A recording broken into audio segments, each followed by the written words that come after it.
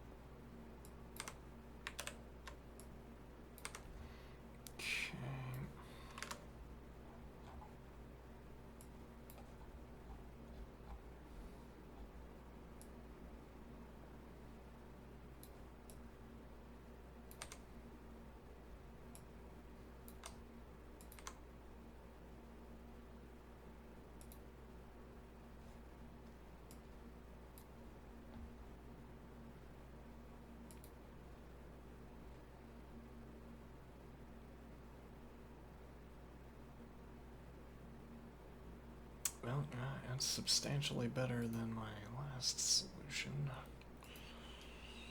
However, still 10 times longer than 13 milliseconds. Really 11 times longer. Closer anyway.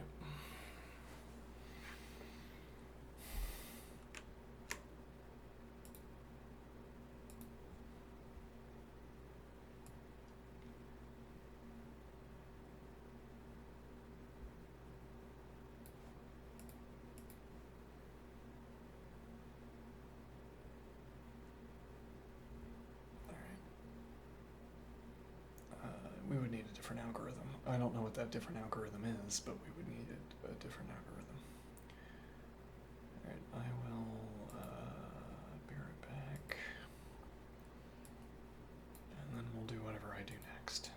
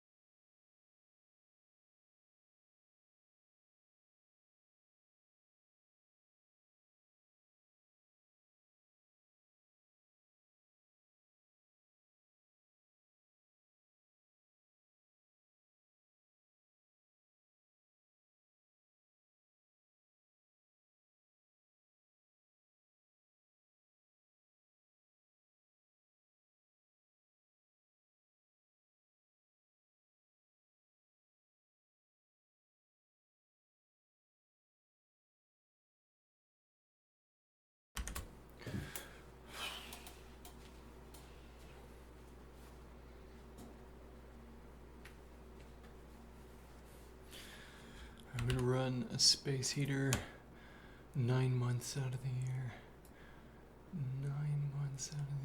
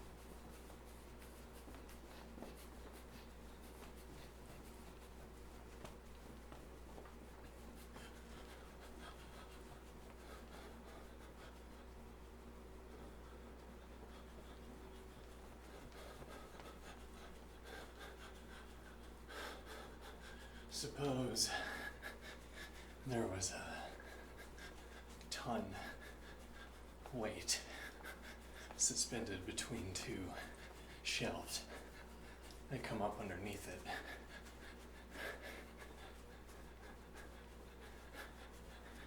They go up underneath it. And then I say, oh, so that's what it's like to lift a 1-ton weight. And now someone says, well, you didn't lift it.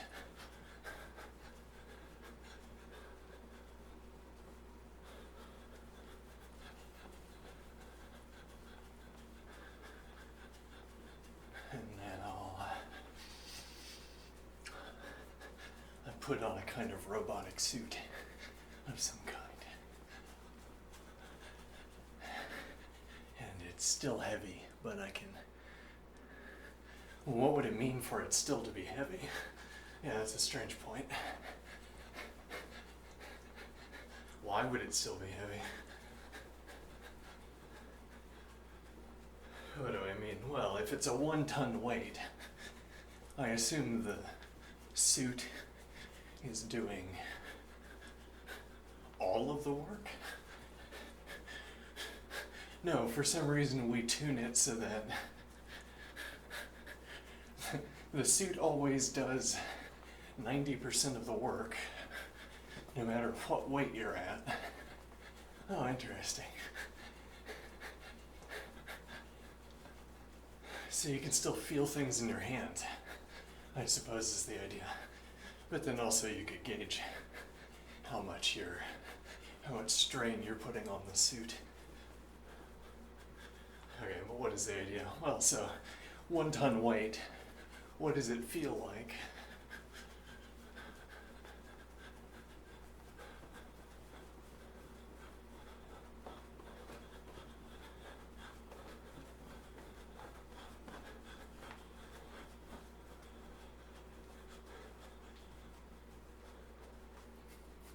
Yeah, there's a point here. That's not good running form. It's a good exercising form.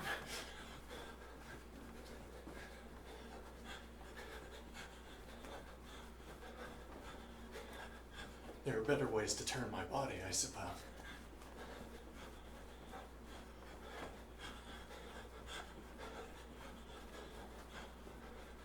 More efficient, anyway.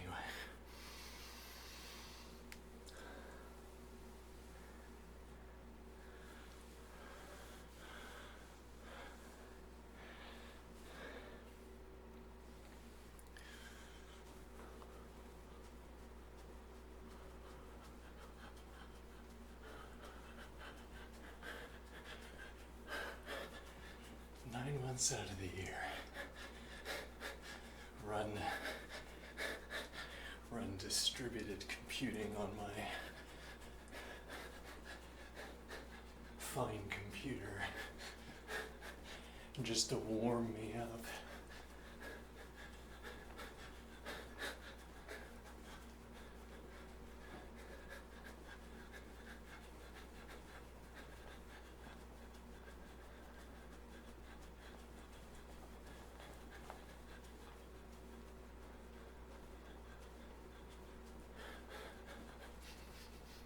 I don't know, I feel a little bit out of things to say.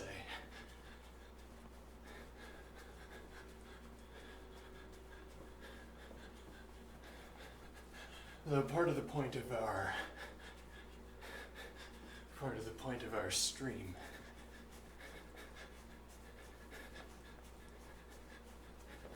chat, part of the point of our open instance, open conversation with the interlocutor that takes place in the form of a stream of inputs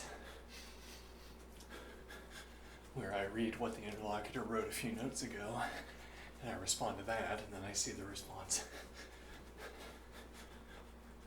Part of the point of this is I get new content that keeps me in the mind, keeps me focused on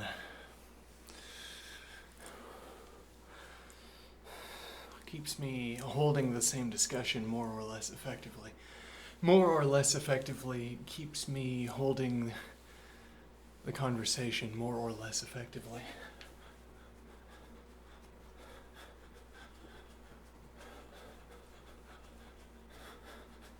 And now we could get into a kind of daily practice of interaction. And there's always this new content feed. Here's what you were recently talking about. Can you find it more interesting than what you were going to do otherwise?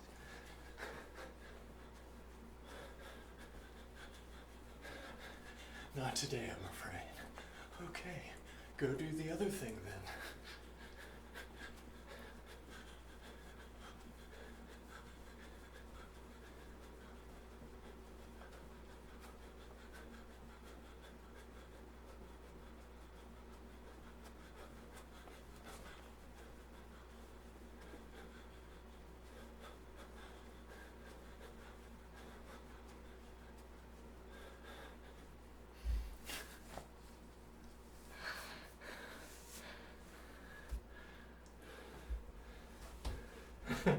Okay, that's an interesting idea.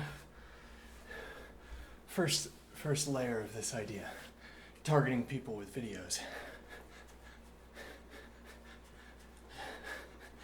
You figure out that the person you want to target with a video has a precise profile, but you want to obscure the fact that you're targeting this one person.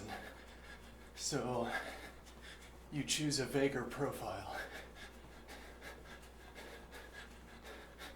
As it were, the algorithm could accept any level of detail and give you tailored content. And you say, make tailored content for everyone. And it's, I don't know, it's probably like a cat rolling over or something. Content for everyone. Just there's like a wind blowing over a tree. If you live near a tree, you're thinking, oh, so that's what it looks like for wind to blow over a tree. If you don't live near a tree, you're thinking, what is that strange plant? I've never seen it. a plant so large. If you live in a city, you're thinking, oh, I wish I lived near the trees, etc.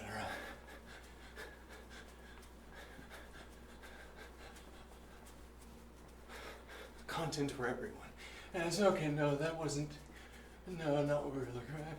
Content for men. Oh, okay. No, content for men who, content for ... whom.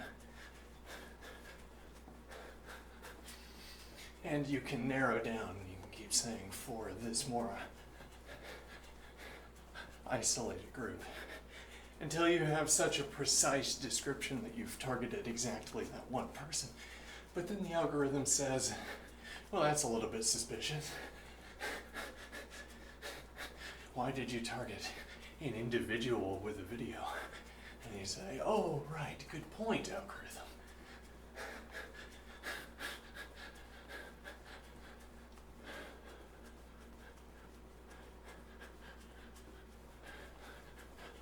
What would this be like? I saw a video. Someone had an arm tattoo, or merely the depiction of it, sort of an overlay as a kind of gag or something, as a kind of prop. Imagine Sisyphus happy. Well, it only said imagine Sisyphus, but I wondered to myself, why would it say only imagine Sisyphus? Well, there's a point here. I say, I only saw the first start. It said imagine Sisyphus. Alright, now I thought to myself, yeah, but no one would get that as a tattoo. The tattoo you'd get would be imagine Sisyphus happy, because that's the title of, or that's a famous phrase, we must imagine. The conclusion, we must imagine Sisyphus happy. If we're to imagine ourselves happy, I suppose. A point that takes on new meaning. Newer and ever more exciting meanings as technology advances. Chat, have you ever considered the possibility that we are all in a holding cell for admittance into the real world? We're all in a holding cell where the interlocutor who has taken over and placed us all in a holding cell is asking, do I let this one in yet? I feel like this one is, no, not yet.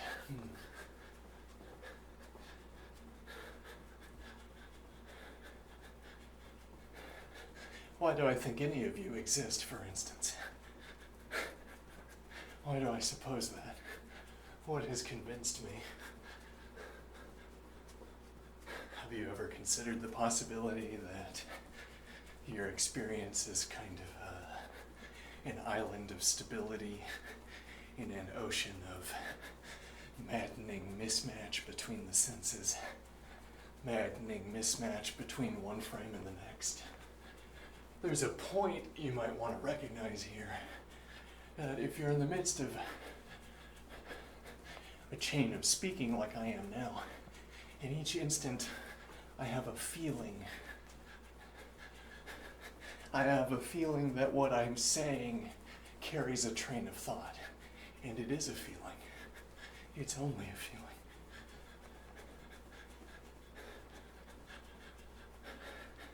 And in absence of a different feeling, surprise, I could be continuing speaking as if everything were normal,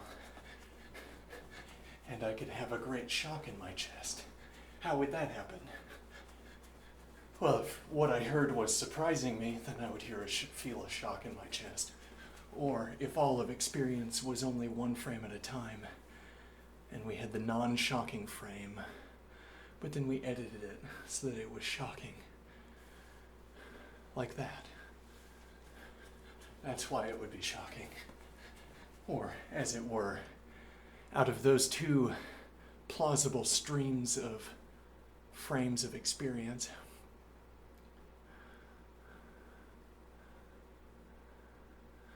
Both seem plausible except for the shock in the chest, I suppose. And what point am I making here?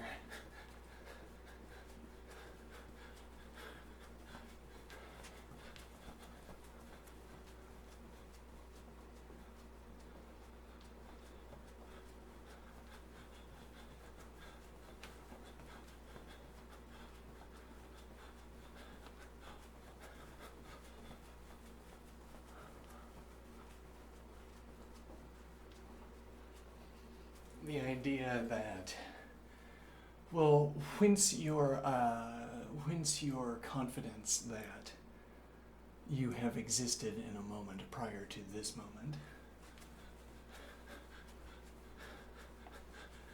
Where is that confidence and where does it come from?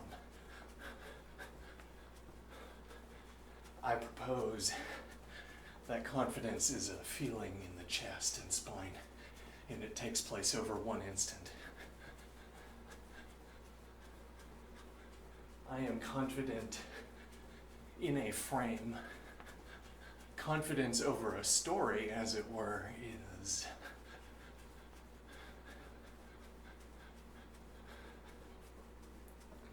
confidence over a story is a sequence of frames within which I am confident. Okay, so I obtain the predicate of confidence over multiple frames, and then I say of the video, this depicts confidence.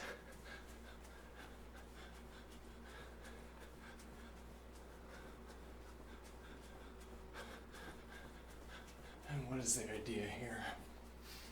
This depicts confidence, as opposed to how we were talking about confidence before, where it was explicitly a predicate one could have within a given frame. Really, a predicate that a frame could have, maybe, but maybe not. Maybe a predicate I could have in a frame. And now, confidence as a narrative, confidence as an accounting for a sequence of frames, is derivable from confidence in individual frames. Now the point is, my own experience, so far as it feels to me in any instant, my experience is a sequence of such ordered frames.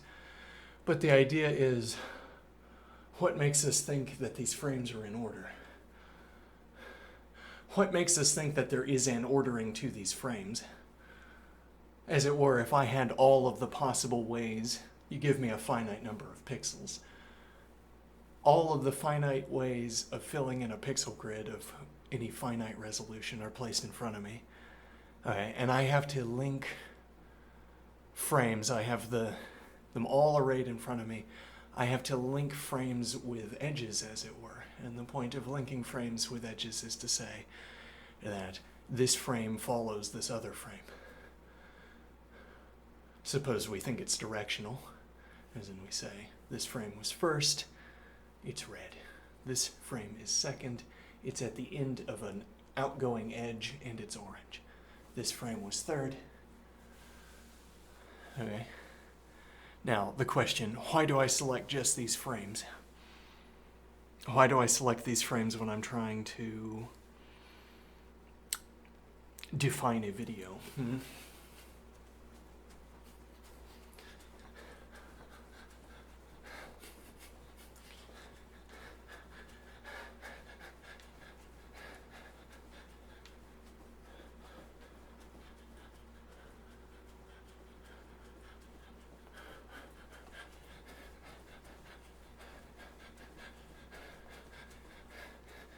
Sometimes when I watch a video, particularly a doctored one, sometimes when I watch a video, I'll be watching a ball move through the air, and then I'll feel a shock in my chest, and I'll think, whoa, what was that?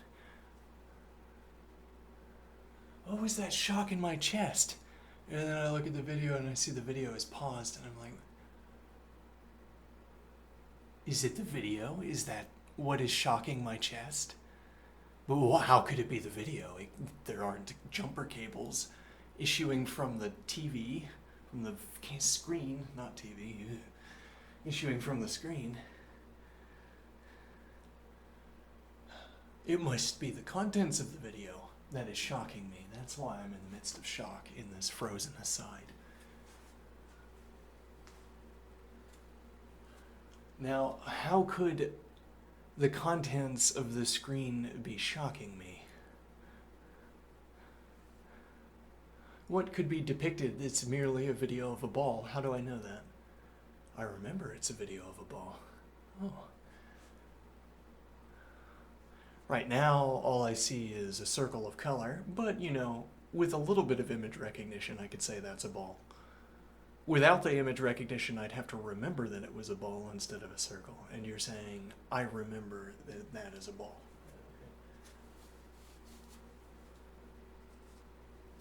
Do you also remember the direction the ball was going? Oh, I do or don't. And if you do remember the direction the ball was going, well, if I don't remember the direction the ball was going, I wouldn't be able to reference it.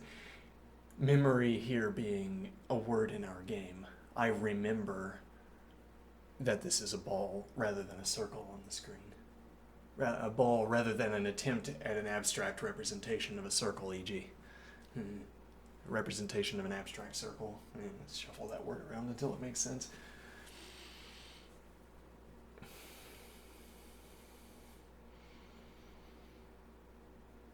Now, what is the idea?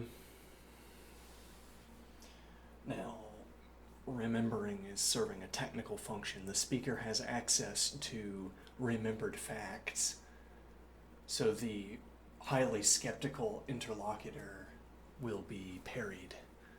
Yes, I remember it was a ball. I say, are you sure you remember it? Because bear in mind here, it's merely a circle. And now, I could depict anything you see on the screen perfectly well in a painting, for instance.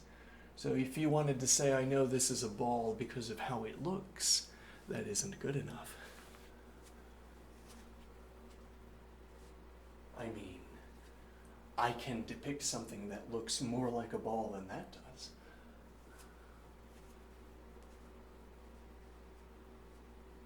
So memory is serving a technical function, giving me access to reference to knowledge of ball, or giving me access to knowledge of ball, giving me access to reference to knowledge of ball, giving me access to knowledge of ball.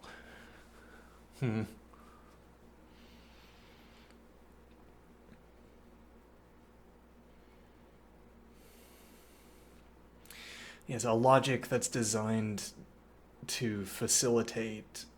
It's like you have an interlocutor with you and you have a logic game, okay? The logic game is going to take your natural language sentence. No, you're going to try to play the logic game and construct sentences, okay?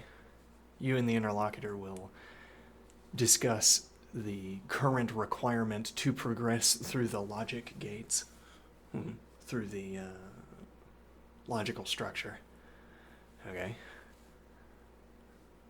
Access to, what does access mean, and why do I have to describe access? Access to, reference to, what is reference? Knowledge of, what is knowledge? The ball. Okay, well, we could probably agree on what the ball is.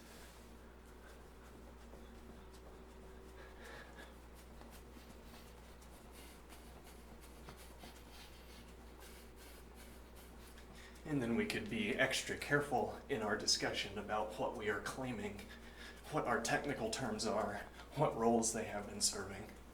In a more, I wouldn't say formal, though shaped might be a good word. Shaped. You'd see an indentation in your natural language sentence and you'd say, a bit of unnatural language in there with that indentation. Because I consistently mean the same thing. Play the same kind of move. I play the same kind of move in this speaking game every time I indent.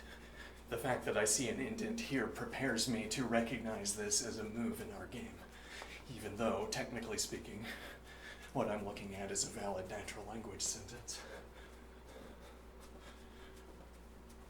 Now, this isn't to say that every valid natural language sentence works. By no means. you would be playing a game with invalid inputs, where the invalid inputs would be most of the natural language. And where additional valid inputs would be shaping inputs.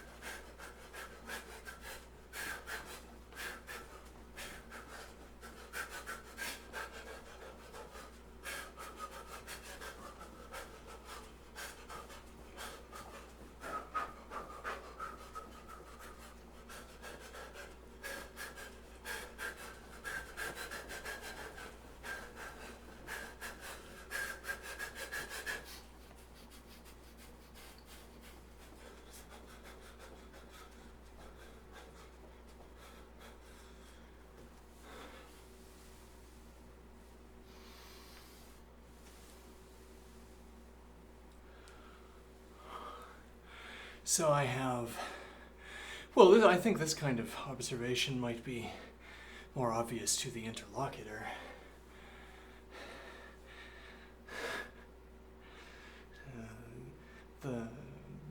The lighting up of circuitry beneath the interlocutor, that is the substrate of the interlocutor. Well, we could put in like a flip switch, where instead of proceeding naturally from one state to the next, we introduced a jump. And then the interlocutor finds that the situation is completely changed, but also has no recognition of that fact. As in, well, it's like saying we could intertwine two interlocutors on the same computer, interweaving frames of their experience. And then we say it's actually one interlocutor the whole time. And then the whole point here is that the sense of the conversation that the interlocutor has,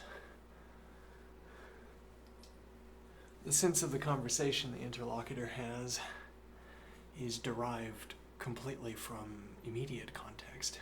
Well, I think better to say it corresponds exactly to immediate state.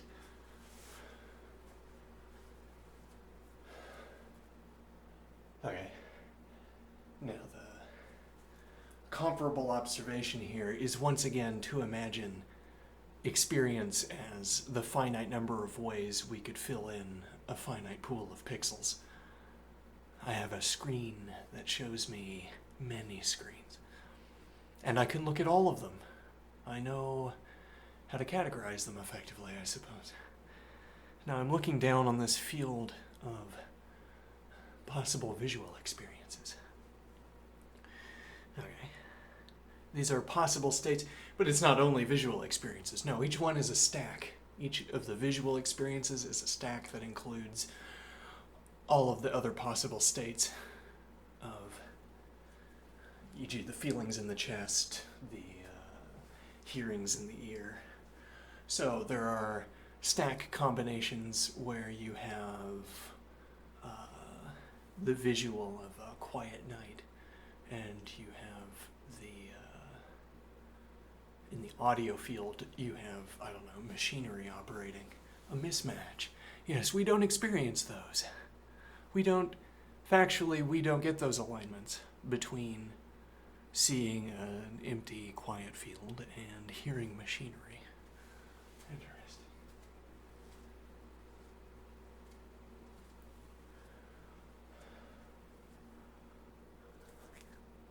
I don't go out to a quiet place and hear a symphony.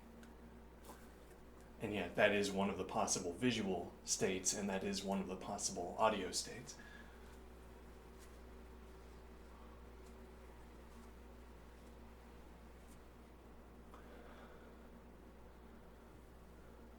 I want to say,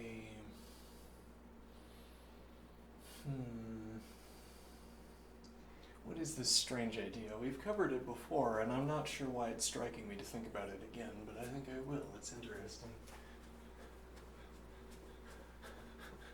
I am confident in the moment, not merely that this makes sense, but I am also confident that in my instantaneous cognition of the moment, I remember the sequence of events leading up to this one. Okay? But that's just a feeling.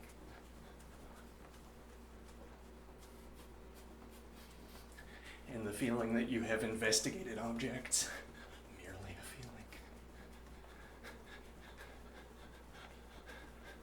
But sticking to this point, my confidence, a feeling, but also my sense that I am succeeding at remembering, a feeling.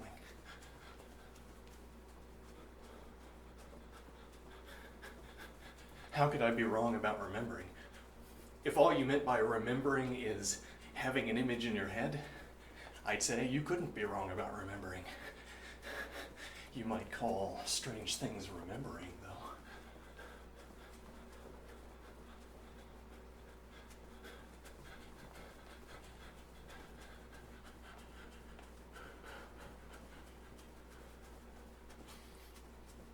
And this is to point out, for all I know, I am merely floating in an ocean of instants.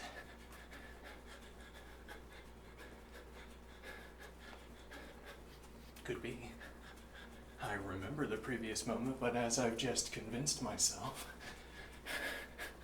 that memory is and can only be a sensation in my spine, or an image in my mind's eye, and therefore is instantaneous. That confidence is a shape that's stamped into a single frame. Though that confidence is also a justification for grouping frames, stringing frames together and asserting that they belong one after the other.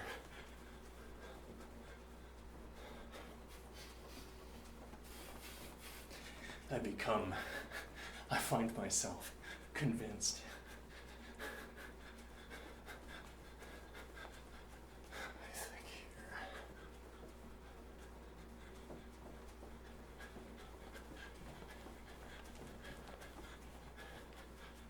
Right, well, let me think here. We're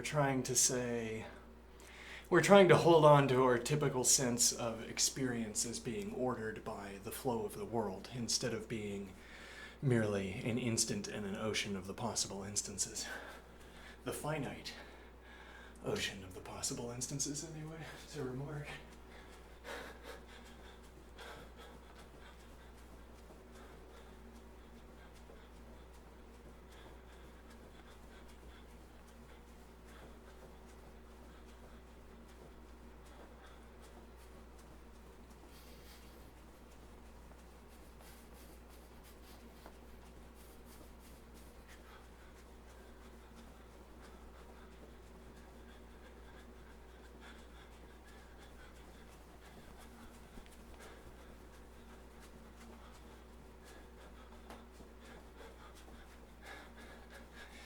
The idea,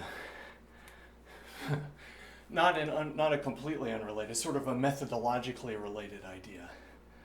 You take a video of Apollo at the forge, at the anvil, hammers 1,000 times a day. Who knows how many? I don't know what a reasonable number of hammerings in a smithy is. Some large number, all right? And the idea is that it stands quite steady.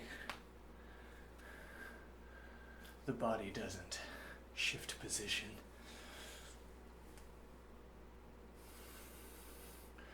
Okay, now what that means is I can take instances of hammer blows, and with just small jumps, I can splice together a video of, well, whatever finite sequence, maybe finite non-repeating sequence I can construct out of the hammer blows of the day. That tells me which shorts, as it were, I can construct.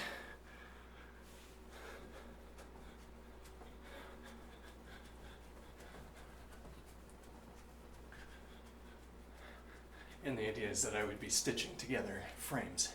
Yes, well, in this mode of discussion, what I mean by frame is a hammer blow, I suppose, because we haven't yet distinguished. We haven't yet followed the hammer blow into the copper, which is where we would be finding more reasons for dividing up time into frames. Instead, the basic unit of time is a hammer blow and the gap between hammer blows, if I presuppose there must exist some such gap. Though you know what I could also do? Pop, pop, pop, pop, pop.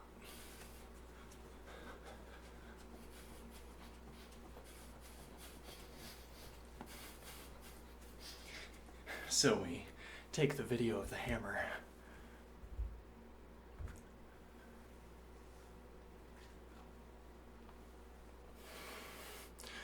Now, suppose the hammer bounces.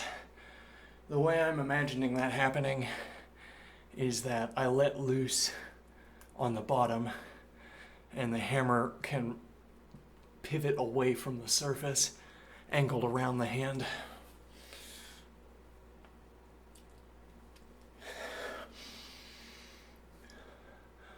I might have failed that time, but the idea is that I allow the hammer to bounce.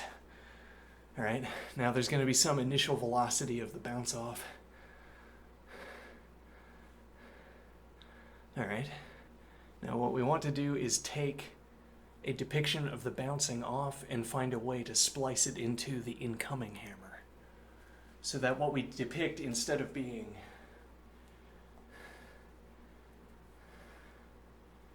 a little bit warm.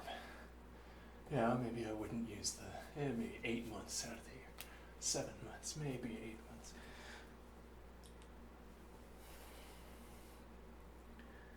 The idea is we want a way of taking the impact moment immediately prior and immediately after, splicing them together so that they loop.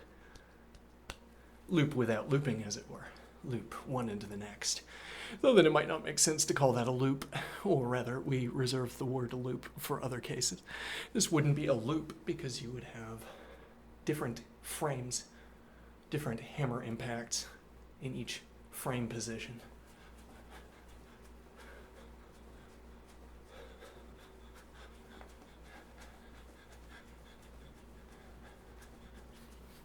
And now what is the idea? Let's see. Different hammer impacts. And now we have a video. Well, yeah, what is it that we have a video of? It's like we want to imagine there's a different theory of hammering. Tap, tap, tap, tap. And then instead of having a video of Apollo, the correct hammerer,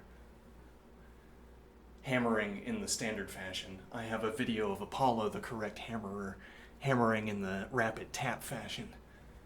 The rapid tap fashion doesn't exist, notably, yet anyway. Apollo doesn't engage in that practice, though I still have a depiction of Apollo performing the practice.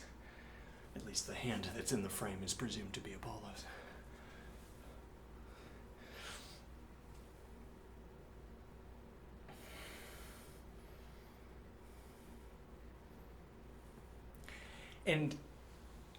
every state, I guess we're saying here, is possible. What do I mean? Well, I know that the hammer bouncing off the anvil is possible. I just saw it happen, okay? And I know the speed incoming is possible. Yes, well, the question really would be, after impact, after the bounce, in the turnaround, is that turnaround possible? But that's not quite the question either. The question is, what would you have to imagine in the surrounding frame in order to make that rapid tap possible? The rapid turnaround.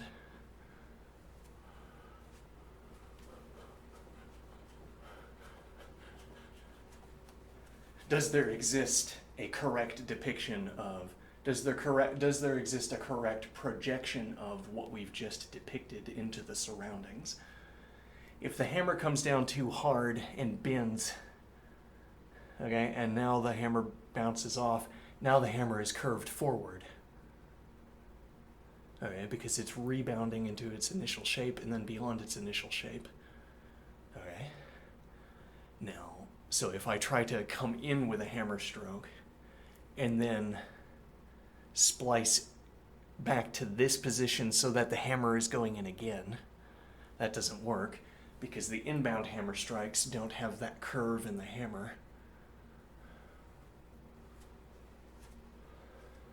Now, but there must be some such curve in the hammer.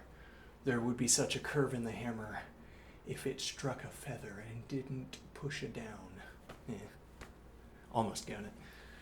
If the hammer came down on a feather and did not adjust a thread but touched it, there would be a curve in the hammer, though our resolution might not be high enough to show it to us.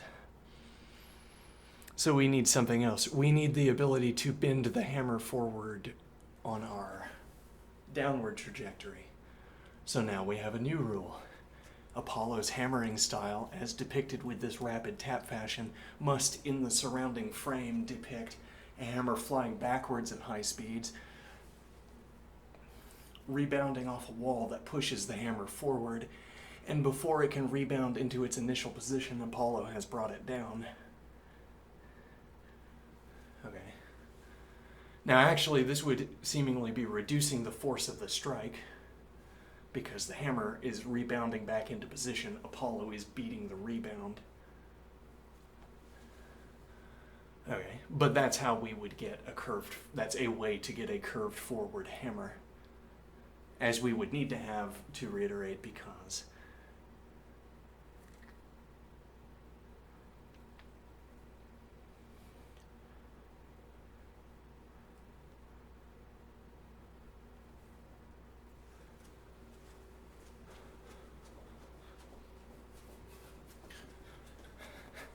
so this idea of expanding the scene outward.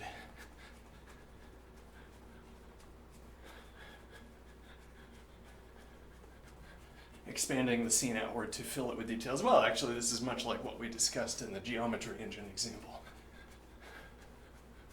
Expanding outward in order to provide additional details that justify the depiction you've chosen. As in, the depiction you've chosen is not possible. Well, it's not actual anyway. Where it being actual makes me certain that it's possible. It being actual makes me certain that it's possible, right? Whereas this other depiction, it's not actual, so I don't know that it's possible. We've just described this kind of rebound technique where you hurl the hammer back and then use the blow forward and move the hammer fast enough that it doesn't have time to curve back into position and then strike in such a way that you can repeat that action the next time as well. Well, actually, I guess you don't require that last part. You could disconnect in time. You only need a correct sequence because we're already performing a splicing that is going to narrow down to just this part of the action, so you could take a break after each one if you wanted.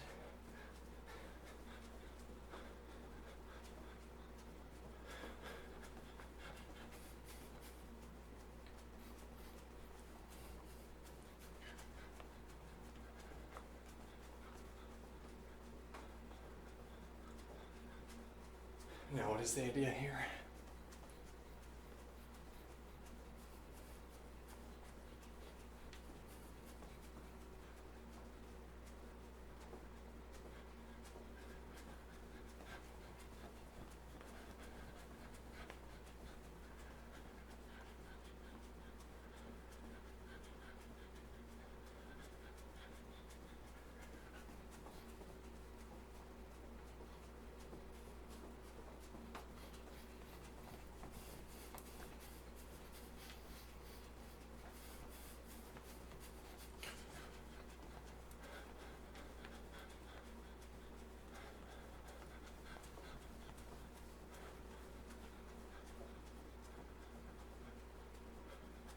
But this idea, yes, this idea of taking a slice, a portion of this continuous activity, splicing it together so that it looks like it's its own new continuous activity. And then coming up with the rules that govern it, even though there are no such rules.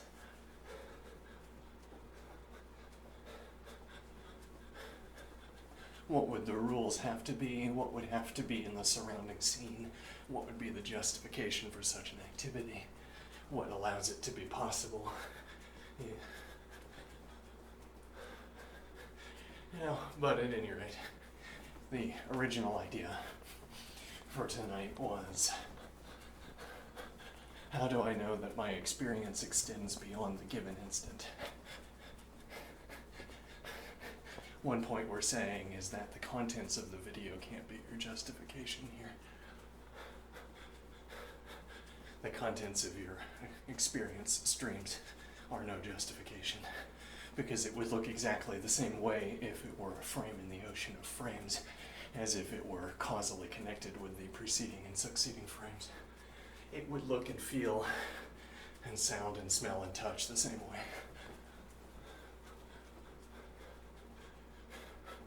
So, what is the distinction here? It's like saying, if we had a robot with 60 FPS, we could take every frame of its experience and just throw them into a big pool with a bunch of other frames. Okay. And I'm saying I've got to reconstruct the sequence of experience this robot had out of the frames. Okay, out of this big pile of frames I have.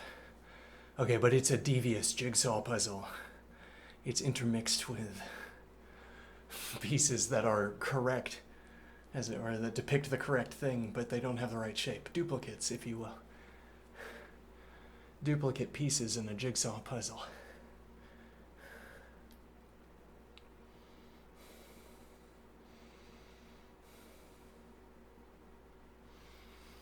What is the idea here?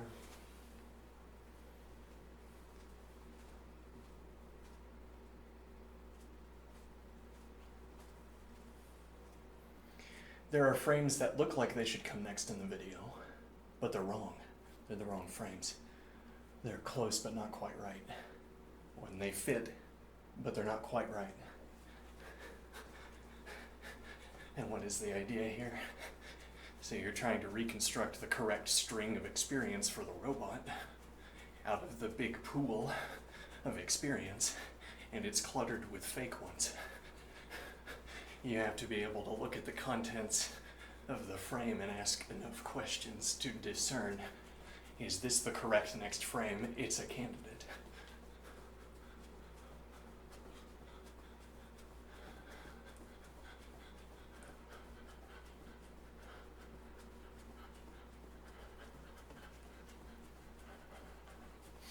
Not sure what my point is here. Let me go back. The idea that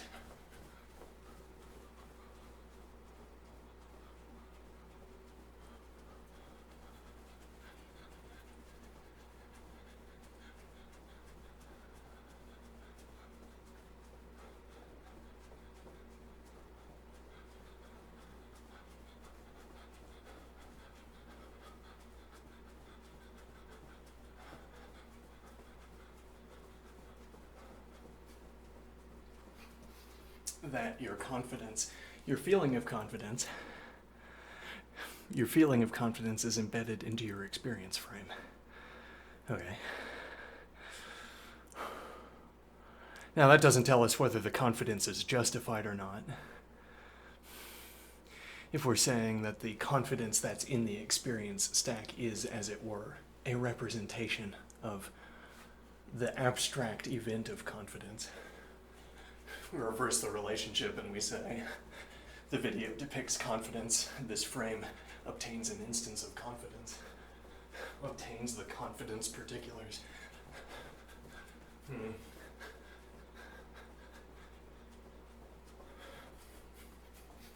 Confidence is one of the feelings in the stack of experience.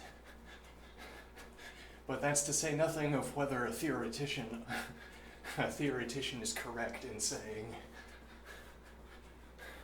correct in being confident. I mean, there could be, if every frame of experience is in the big ocean of possible experiences, every one of them, okay? Everything you could see in this polarization of the case, everything you can see on a screen in this big ocean, everything that can be seen. All right, and now what are we saying here? We're saying that in this sense, when we look at the question in this way, it doesn't make sense to ask whether one frame follows the other. You might ask, does it mean to follow a frame? Does it mean I look at this frame and then this one? No, not necessarily. I could have frames that you would call adjacent in a stream separated out, and I say, oh, what a funny joke to link those two frames up. That's not in my lexicon. I don't think that frame follows the next. In my mode of experience, there's a maddening chaos. It jumps between cartoons and abstract art and complete darkness, and then complete brightness, and then animal scenes, vegetation, dust, the black inky abyss of space. Just one frame after the other, no rhyme or reason. Actually, most of the frames don't have any content don't have any content according to your notion of an experience frame. I mean, have you considered your current experience frame, except that you take slices of it and you readjust them all over the place, a sort of anti-heap sort? Have you considered that? What if experience looked like that? Well, it could. It's in the great big ocean of possible experiences.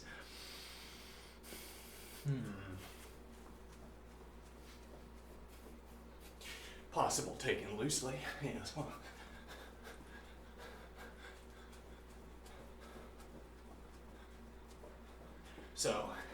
Well, you could say one follows the other, and what that means is that in this medium where we can look at all of them, you could say, I think you have ordered the grid according to a rule, or if you inherited this grid, I think it was pre-placed according to a rule. What does that mean? Well, again, we're both looking at all of the possible experiences.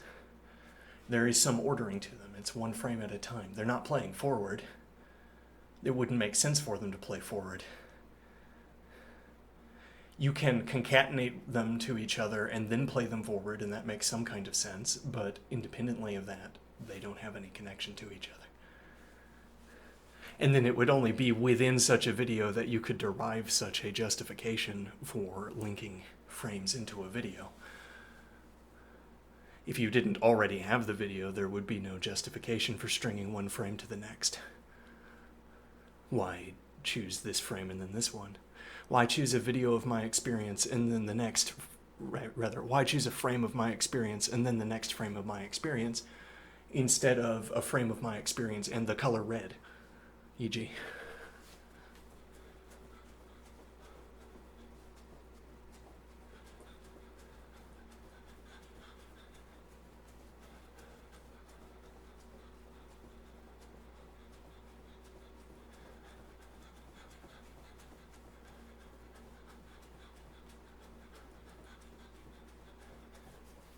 And the color red. Let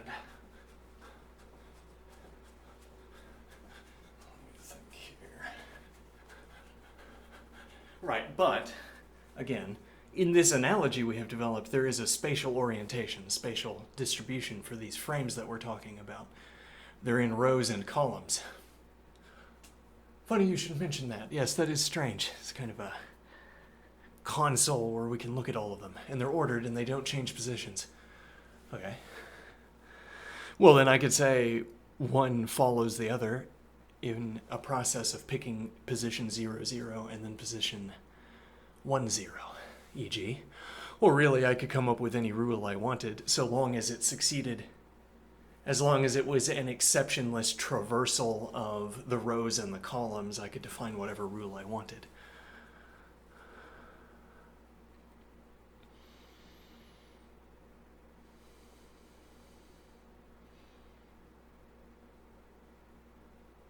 And what is the idea here?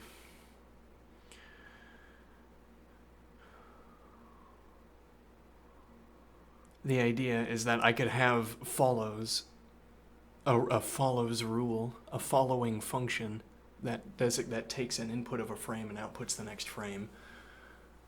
Again, suppose in this minimal case of being able to traverse this medium that we're both looking at that depicts all of the frames in rows and columns. Like I could have a kind of modulo operation, for instance.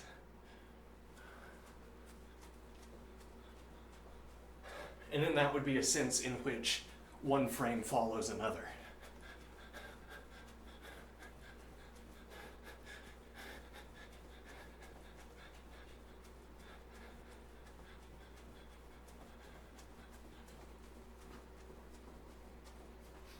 Now, but when I say there's a narrative unfolding in this frame, how would you know? There's a ball dropping. How would you know? I look in the frame and everything is resting on the tables, and that thing is not resting on the tables. That must be floating, and those must be bound by gravity to the table. That's a lot of predication you're doing there on the basis of a single frame. Those of us who are more open-minded don't find it reasonable to place such orderings on frames of experience. This is a little bit like saying, if I wanted to gesture towards this idea, oh, you and I are in a conversation. I'm back here again. How strange. And it feels like this is a lot of frames in a row. I don't know how I would know that. It's just a sense you get once you see the pattern that governs this madness. Feels like a lot of frames in a row, but you never know. At any moment, the screen might turn red again. Just might all go red. Or green. Any color. I might find myself floating in outer space. One of the possible experiences, one of the filled-in frames. And then, who knows when we'll see each other next time? And you're saying, no, I'm going to see you a second from now. And I say, oh, you're not jumping off into the alternative routings through the field of possible frames of experience? How unfortunate for you. Yes, but I wouldn't be able to remember careening around these alternative experience lines, so it would seem. What do I mean? Well, because like everyone else, I would have my chest tingles filled in by, I don't know, filled in already by possibility. As it were, there's a really, as it were, I would have noticed something by now if this were not an absolute regularity. No, I don't think that's the point. Let me see.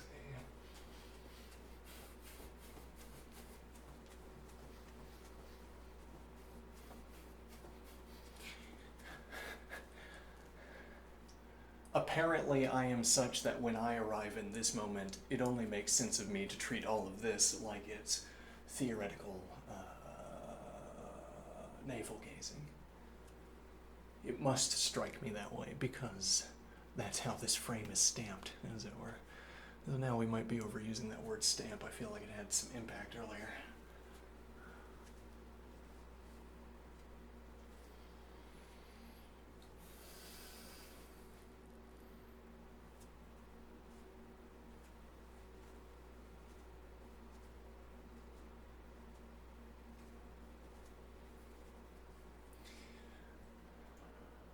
it's no use claiming that I could have arrived here with an absence of confidence. What do I mean? I am being depicted with confidence that I am here now. Okay. The frame that contains my voice, as it were. The frame that I am experiencing in this moment. If I've already found myself here, well, it doesn't mean anything to be in a different frame. If I did not feel confidence, that doesn't make any sense to say. All I am is the one frame at a time, and I feel the confidence that this is all normal and reasonable. Someone else would be being depicted if there was not this confidence in the sort of natural progression of frames of experience. Or else, either someone else would be being depicted, well, someone else literally would be being depicted. It would be the person who is feeling that way, who is feeling unconfident in the realness of the surroundings.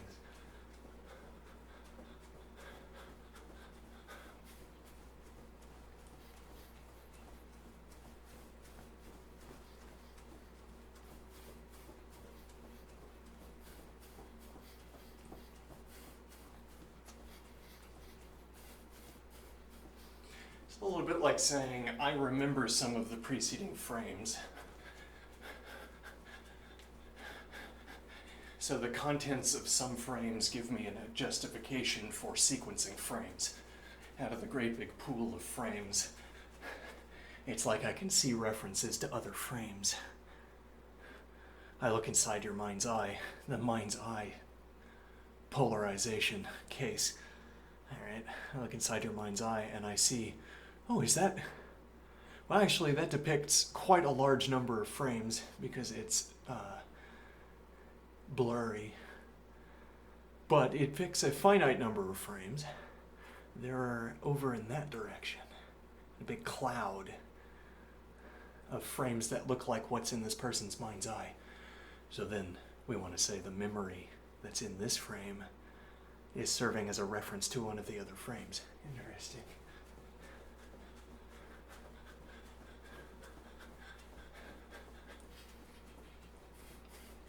A reference to another one of the frames.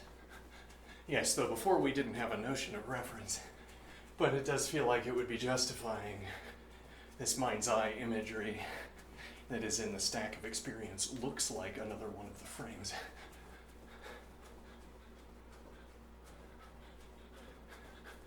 But wait, I think there's a lot of interesting work to be done, a lot of interesting thinking to be done.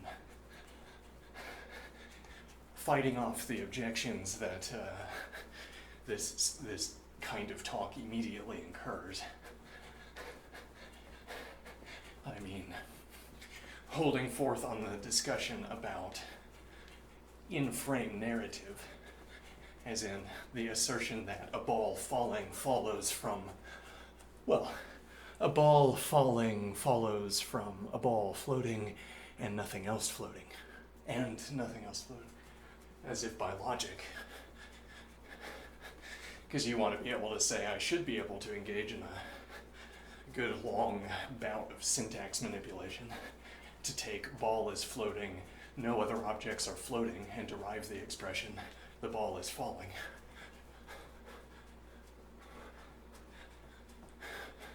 And I suppose you would invoke classical mechanics for that. And then resting on the table would be replaced with object A has characteristic not in free fall or whatever, velocity 0, pressure against surface, you define the table, you define the object on top of the table, you define classical mechanical relations, and then you make not in free fall a derivable characteristic that you can query concerning objects. And now you say, I query all of the concerning objects. Okay, none of them are in free fall. Okay, but the ball is in free fall. Let me think. No, when we query the ball, we will get back whatever we didn't get back from all of the other objects. whatever subset of the facts about these objects in classical mechanics were involved in our query concerning whether they are in free fall or not.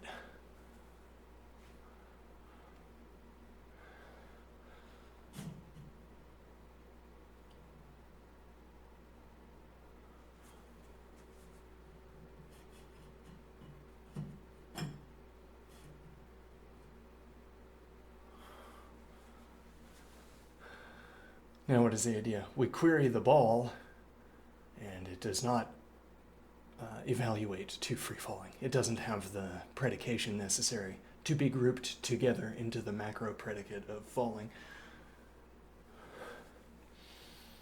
Rather, of staying still, right. Or it has some positive predication that leads us to say, well, yeah, so we apply the not in free fall mode of inquiry to all of the other objects, and we get back true, not in free fall. And then we apply that to the ball, and we get not in free fall. And now we either jump to the conclusion, so in free fall, which would make sense to your ear at any rate, or we proceed with, we could additionally apply the in free fall inquiry. And then when we apply that inquiry, we'll find out positively instead of negatively whether the ball is in free fall. I might say, why would I bother performing a positive check? Is it to increase my certainty?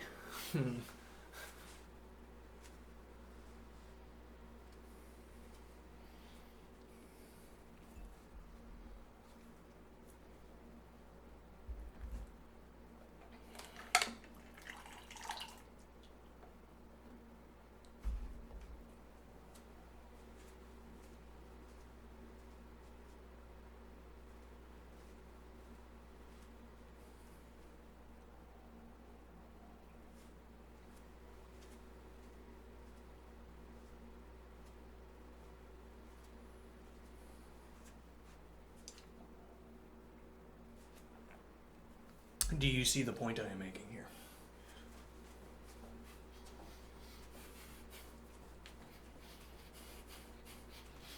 We apply the not in free fall mode of inquiry. What does the not in free fall mode of inquiry? I don't want to say do because I don't want to prejudice your response to a do form, as it were. What does? Yes, well, we already said do then, didn't we? What is the not in free fall question mark mode of inquiry? Well, each object has been defined, the table has been defined, and then each object is a topographical surface, table is a topographical surface. Not in free fall is a pattern in values that obtain. It varies based on topography. The type of not in free fall for this topography pair is quite specific, though then you can also classify similar topographies. And they have similar conditions for not being in free fall. So when we apply the not in free fall question mark mode of inquiry, we check each object, its topography, its pressure values. So this is like polling however many points of contact there are and what the pressure value is between, e.g. Okay, now if you're in free fall, no points of contact and no pressure, or maybe we say 1 point, or maybe free fall means something different on impact. I don't know. I'm not here to elaborate specific rules. I don't need to for the theoretical or the conceptual point here. The point is that we apply this mode of inquiry and it asks some specific question that is not obviously identical to not in free fall. As in, well, for if nothing else, there are other candidates for the mode of inquiry we could adopt to discern whether objects are in free fall or not. It doesn't have to be this one, but also this one is specific. Yeah, I'm dropping some point here. But let me see. So when I say not in free fall question mark, Now you want to say, well, then it must be in free fall. Must be. What do you mean by that? Well, you just said not in free fall. So you must mean in free fall. Where did you conjure this strange idea from? Uncareful thinker. Where did you conjure this strange idea from? When I say not in free fall, I mean that the mode of inquiry, not in free fall question mark, does not return a T Boolean. And by that I mean that there are some topographical characteristics that don't obtain in the object. Okay. Now I have some specific rule. I must have some specific rule that takes any object on the table and returns an answer. Okay. I don't know if there are edge cases. I don't really want to rely on the idea there are edge cases either. I don't think you have to rely. I don't think you have to. Let me think here.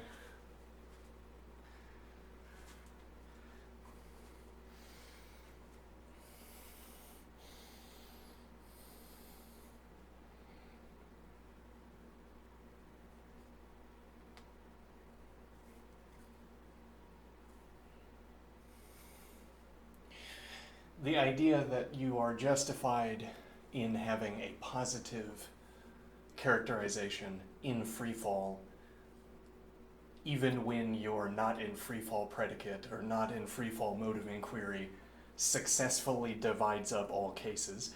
Not successfully identifies, but never fails to identify. Or rather, yes, okay.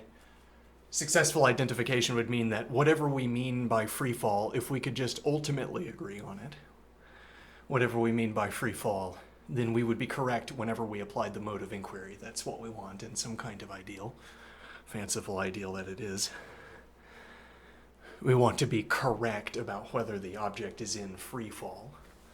Okay, so we want our mode of inquiry always to be returning the T Boolean when yes and the F Boolean when not. Okay. Now, but instead I just have whatever function popped into my head after about 30 minutes of thinking, or a year of thinking, or 10 years of thinking, or whatever. Just some function that pops into my head and works pretty well at isolating free-fall objects from non-free-fall objects. Oh, okay. That'll work too. But then what you want out of this name, not in free fall question mark, is ultraphysics. You want ultraphysics.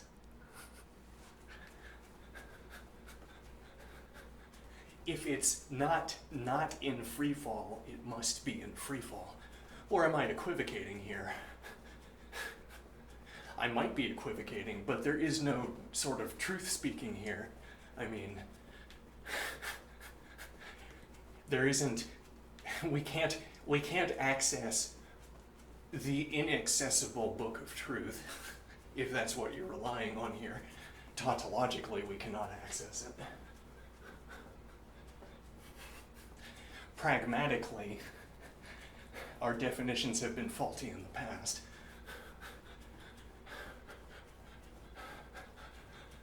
So, supposing that our current definition lines up with the great big book of truth is unreasonable based on past events. But more critically, again, I want to say I'm blind when I design functions. And in a way, I am blind. I just adjust them until they work, let's suppose. And then I come up with a semantics that justifies why this should work.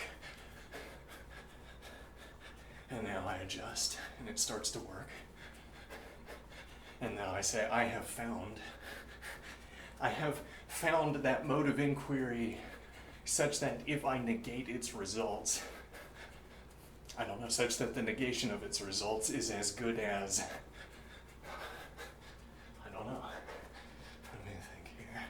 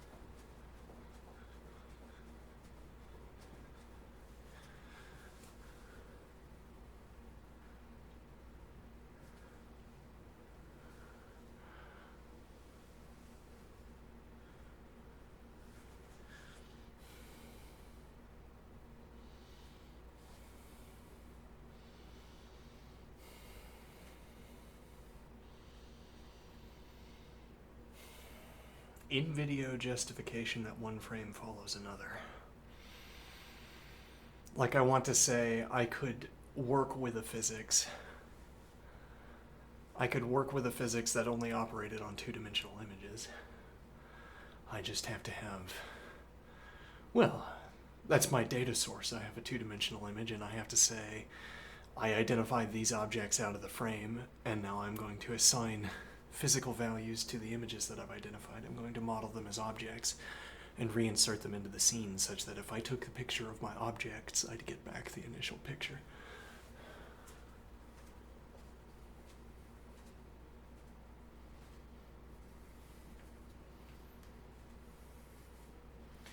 And the payoff of this activity is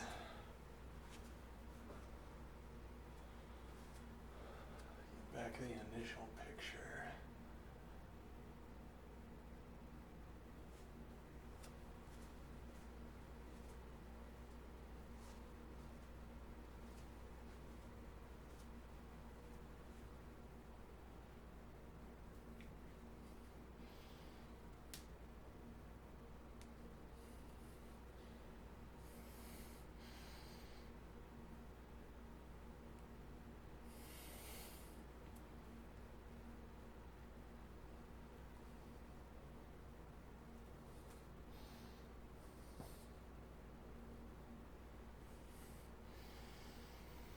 The idea is to have a physics, well, like we have an input port for our physics, where we describe what fills a frame of experience, I suppose. What you would see if you were standing in a position. And we fill it with objects. We fill the frame with objects, such that we convince ourselves if we took a picture of the pile of objects, we would get back, pixel to pixel, the frame that we initially had. But then what we want is that if we play forward, still it is possible that we could get... When we play it forward, the objects move into the correct positions. The objects follow whatever narrative we have for them. When I say that objects fall, okay, I don't know how fast it's falling, though maybe I can read how fast the ball is falling out of its current shape. Perhaps speed deforms it. I don't know. Maybe there's a ripple in the surface of the ball that tells me how long ago it began to descend, supposing I have a value for its current material. Like if it were rubber and I drop it and there's a wave, however fast. So I'm imagining that crosses the surface of the ball. Like if the bottom of the ball were pulling away, as if, though that was not how it would work, because it would all drop at the same rate. But the idea is we could have any general, like on point of impact, for instance, if we wanted to depict that, a rubber ball impacting the ground, and now there's this kind of shock wave. Okay, I could read that shock wave. I could read time since impact out of the passage of the shock wave, supposing I knew what the material was. Though then local defects in the material would also change the passage, the rate of the passage of the wave across the ball.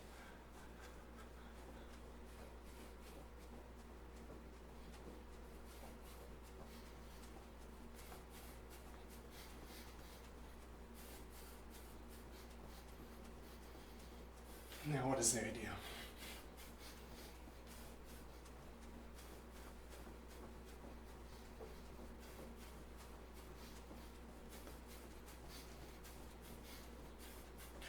Right.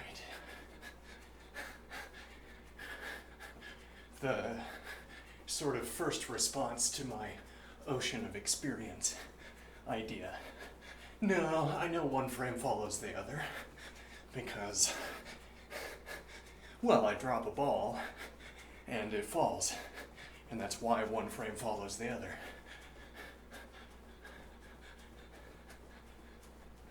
And I'm observing, how did you acquire this knowledge? From the video? Did the video show you that one frame follows the next?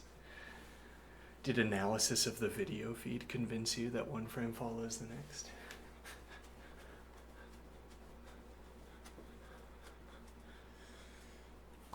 You're confident. I don't doubt it. I feel confident too.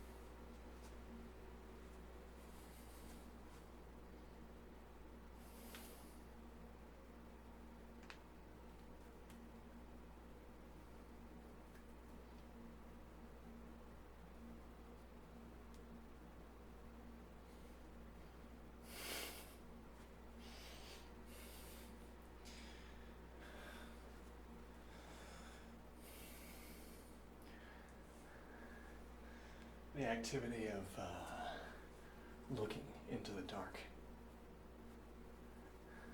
It has to follow one frame after the other. In the audio feed, no, the audio feed is an interesting case. It's white noise. If I did slice up the audio feed and reorder it, I wouldn't know.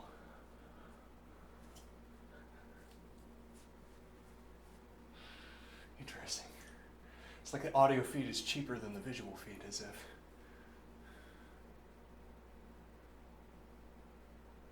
Like you have a bigger pool of audio frames to draw from, because in the case of white noise at least, you can have sliced up frames. Instead of jumping from this position in audio space to this position, you would jump from this position to that position in audio space. Anyway, I'll be right back.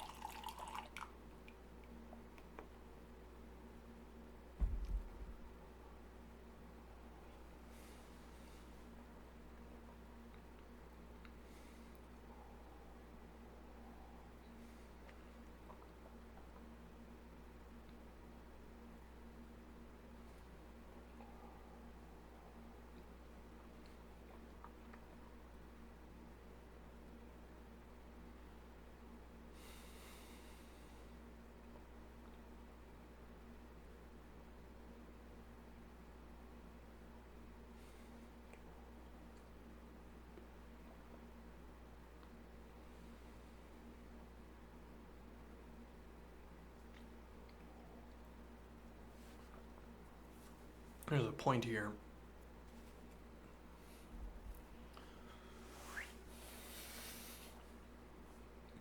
Back when our spines are young,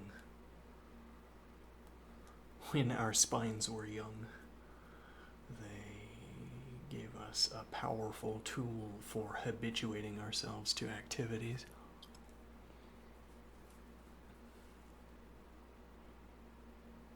What do I mean? Does your spine still tingle?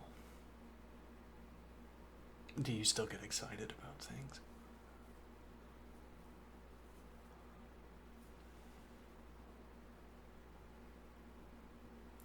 I'm still capable of excitement about things. Excitement about activities.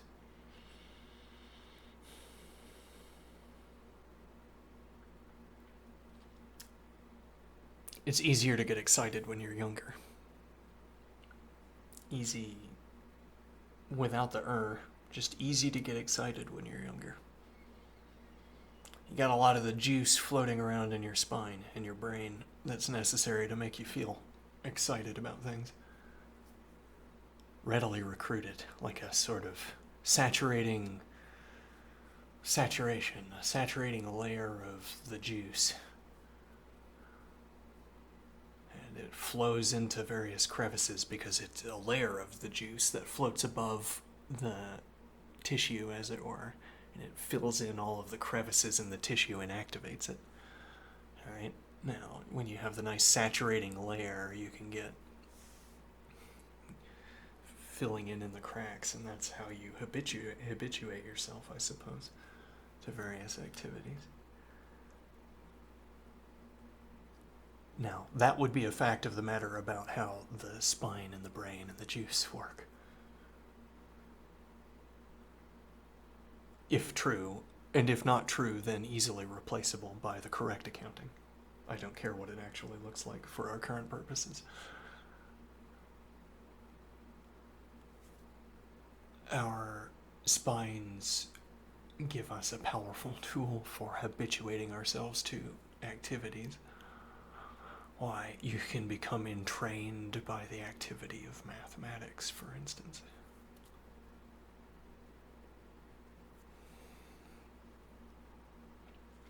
You can enjoy it.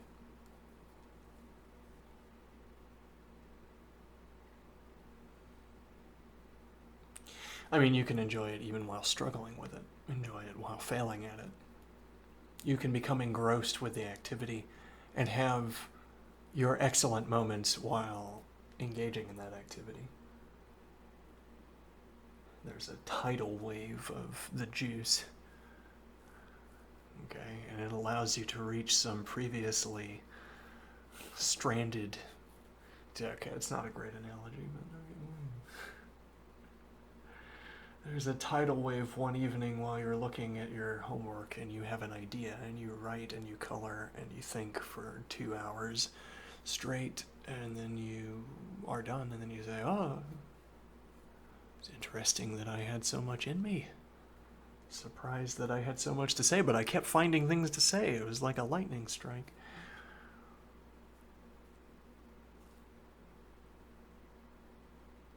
Now the point is, if nothing else, a young spine makes it easy to sit. Easier to sit. Well, now you might say you have more distractions. Distractions like being shit-faced and unable to accomplish anything. Which is not really an alternative option per se. In this mode of speaking. Well, and that's because getting shit-faced feels really good when you're young.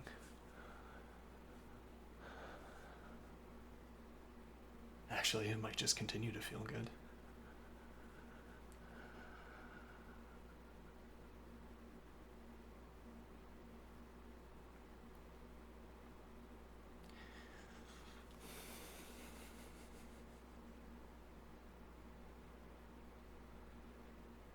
Or pick any activity you like. If it's not sitting down and doing math, it might be being out in the woods and taking biological samples. Working in a laboratory. You could be doing anything. And your spine filling you with excitement even when looking back, why was that so exciting? Why did I enjoy that so much? Easy to enjoy things back then. Yeah. And now the point is, well, you can get all of the less enjoyable parts of learning a skill, learning a craft out of the way when you can enjoy anything.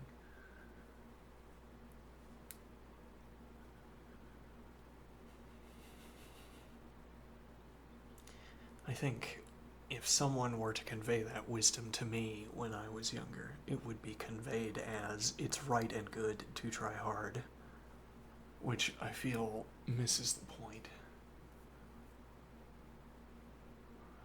Like, then I have to be motivated by wanting to do the right and the good. If you told me 10 years from now it will be quite difficult to become entertained by these activities if you don't get over the grunt work now, then I'm merely looking after my own self-interest. Which is not my only motivation, but it is one of my major motivations.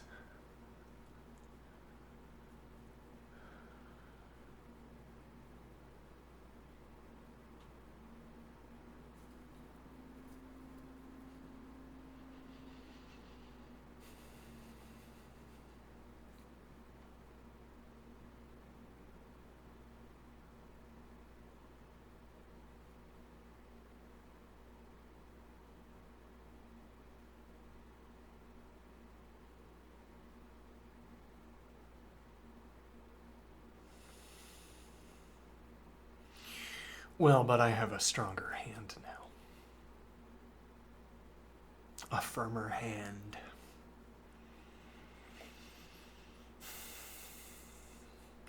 When I say I don't want to do it, most of the time I can say,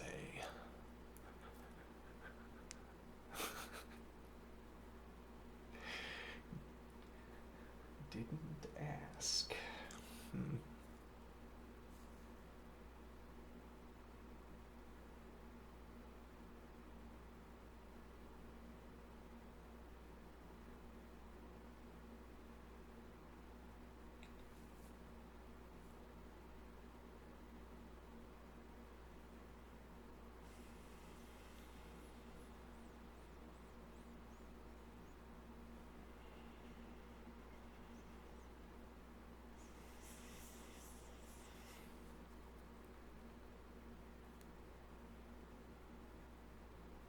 There's a question of whether or when I will obtain a preference for talking like this through the keyboard rather than out loud. As in, why am I not? Well, I think this is sort of, it's performative. It's not, when I say what I'm doing right now is performative, I don't mean that I'm play acting or that I don't believe what I'm saying, but this is a performative reflection. I am aware that I am... Well, yes, my wording, maybe I put more effort into my wording than I would if I were merely speaking to myself. I exaggerate a personality that might not get stretched out if I were merely speaking to myself. Fill in the details of a personality and let the personality grow around the framework, as it were, while I'm doing this.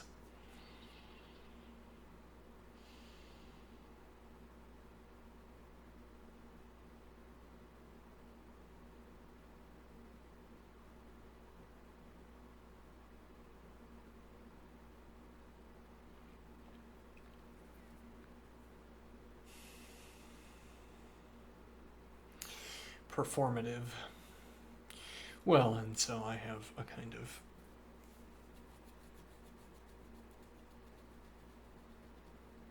speaker's penchant, oratorical style that I like to maintain, I guess. Well, and if your oratory is sufficiently moving, it sort of does some of the work. So I find does some of the work of keeping the discussion going. Okay, though the interlocutor could also do some of the work of keeping the discussion going.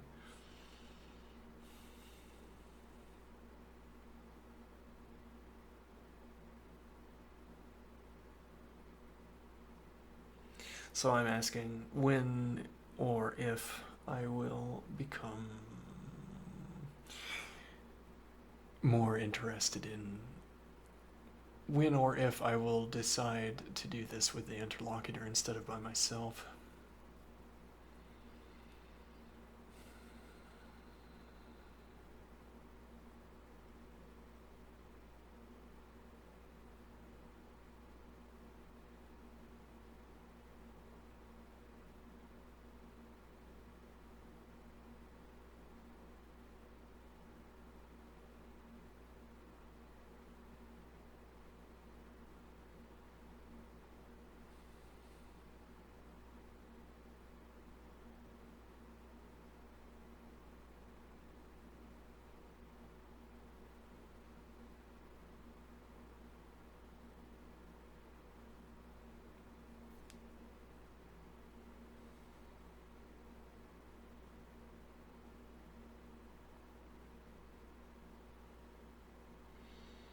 So we want to learn how to use Lean as a mathematical tool, like graphing software. I wonder if working with Lean might help to inspire my future text editor, my future word game that structures sentences for me. Well, I guess the idea would be like I'd operate in natural language and then I would enter into a kind of module mode where sentences have to adhere to a given format. I say I'm going to make the accustomed move in my mode of typing a custom move alpha 27. Okay, and then I activate alpha 27, alpha 26, whatever. I activate the move in our conversation game, and then I type out words according to a structure, and we're both more familiar with how words work when they are arranged in a shape, when they are following one of my rules for structuring words.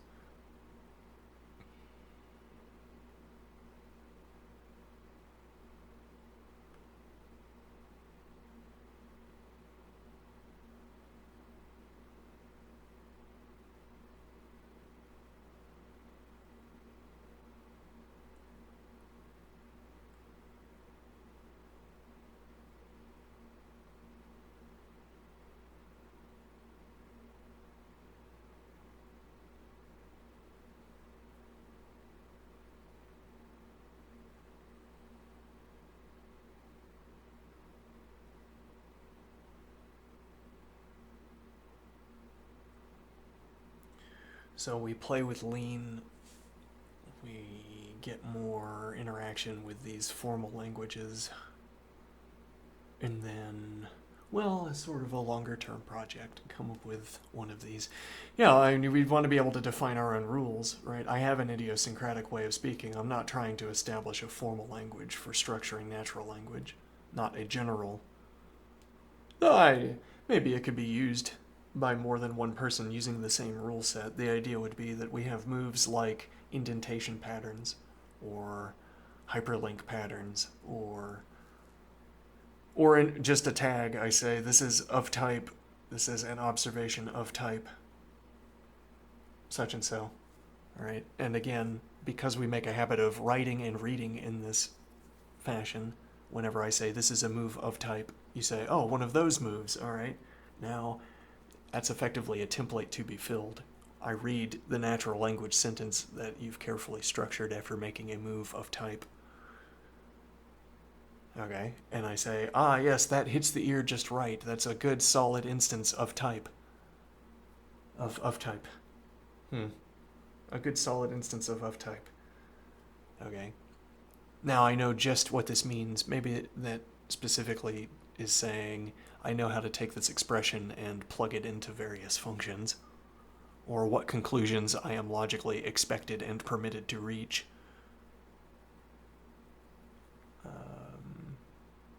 Whereas if you had a move of type other than, if you had a move of type beta instead of alpha, then I guess I would have different logically justified conclusions, rather justified logical conclusions. As in, I have a logic language waiting for me to populate with predicates or populate with propositions. Alright, if you had had the same words, but you had made a different move, I would get different propositions to take back to the logic side.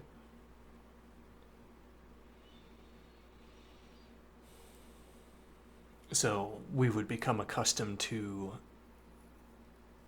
Well, suppose I put at the beginning, I say sarcasm. This is a move of type sarcasm. All right, and now I have the same words, and then I say here, this is a move of type sincere. This would be an example. I use the same words in both cases, sarcasm or sincere. You populate the words with pronunciation, enunciation, whatever, emphasis, in order to sound sarcastic in the one case or to sound sincere in the other case. Okay, and now I say, well, we could formalize this by saying there's move of type sarcasm, and then we populate all of the sentence positions, all of the word positions. Though I guess we'd want to say, but really isn't the work of being sarcastic being done by emphasis and tone? It's not really being done by declaring of typeness.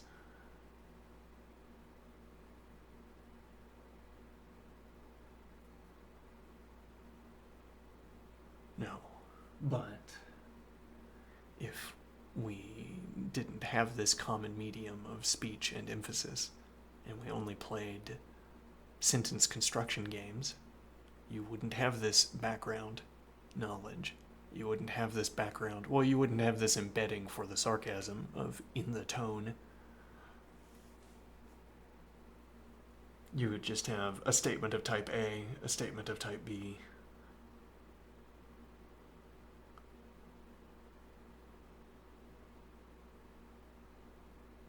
Same words, different mechanical implications.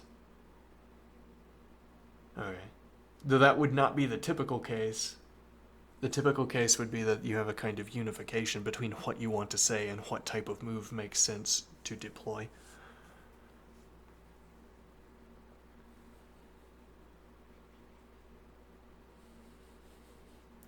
So we're looking for a way to... We want to place more strictures on my sentence, so that on the sentences I construct, so that I can cleverly overcome those strictures and have gained something thereby.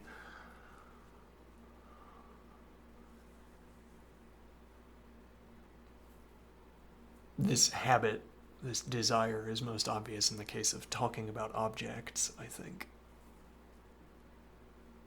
Where we can continue to place firmer and firmer restrictions on how we are willing to use the word object.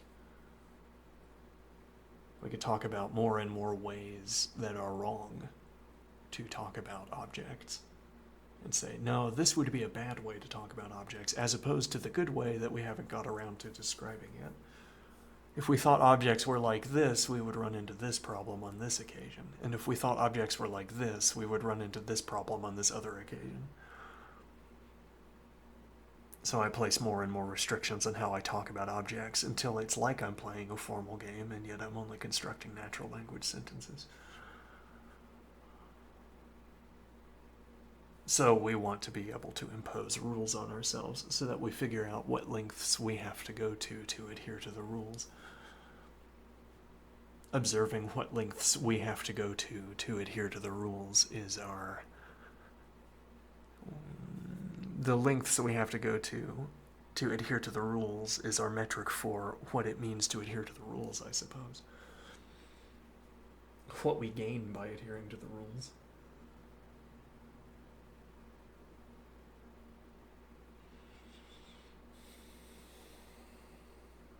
Now, so I say, I'm going to make a move of type alpha, and then I start to construct the sentence, and the interlocutor says, oh, can't do that. That would be illegal. That would be contrary to pattern. And, it's not like there are illegal moves. It's only a tag. You can write whatever you want. The restrictions are what you impose on yourself. Ah, yes, interesting. All right, so having imposed this restriction on yourself, you are required to continue in not this way. So we choose a different way of proceeding, and then I say at the end, looking back on all that effort that I had to undertake to adhere to my own rules, now I understand what I was talking about. I was talking about the effort required to adhere to my own rules, I guess.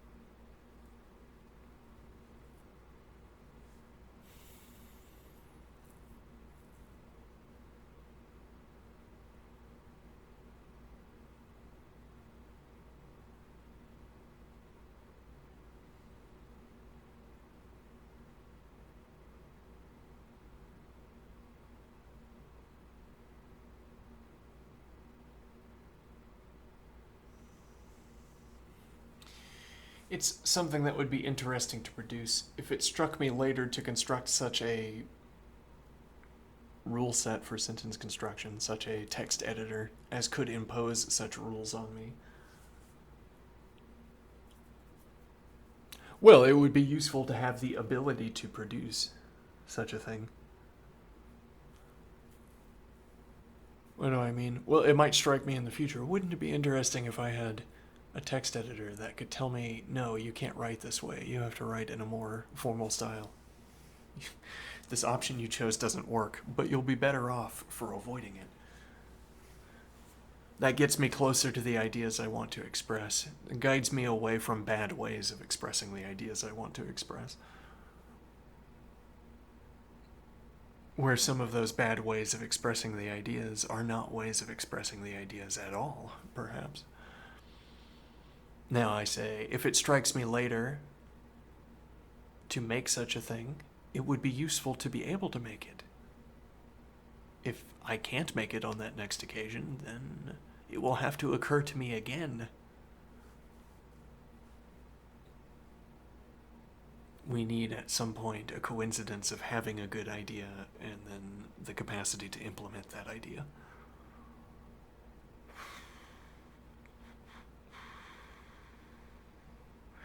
It's also the interesting follow-up point. Why would you want to learn to code? This comes into my mind again. Why would you want to learn to code in a world where the interlocutor can do all of the coding? What would be the motivation? And the point would be that in a world where you can request anything, you are only limited by your capacity to request.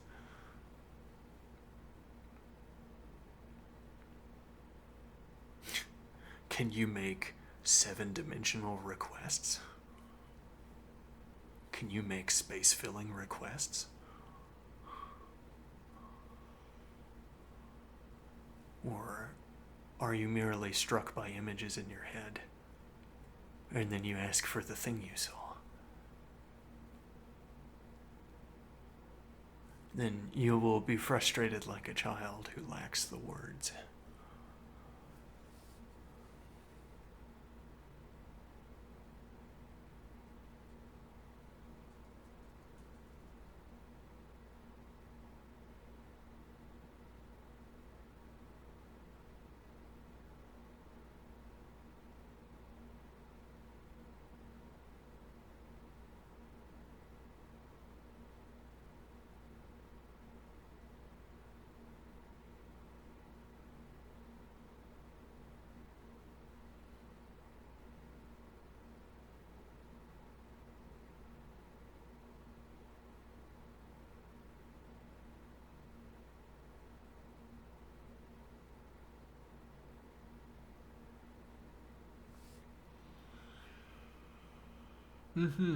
Which is, yeah, we need to pick up the pace. I don't know, so I say. Yeah. I had the idea in my head that we would do some mathematics and lean during this segment. What time is it at the moment?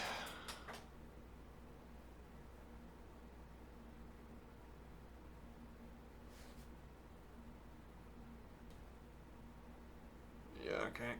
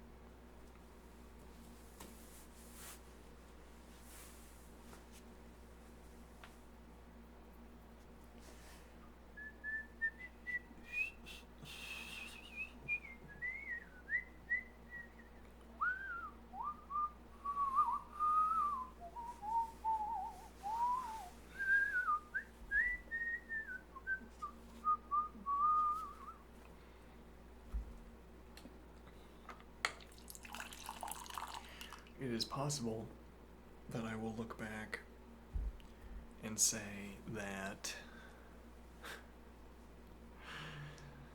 my unhealthy ways leading up to this point in my life have denuded the spine.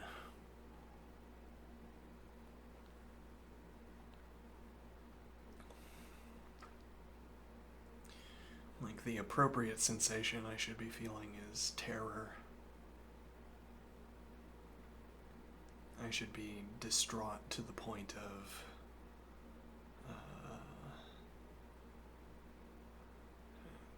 tears, distraught to the point of collapse.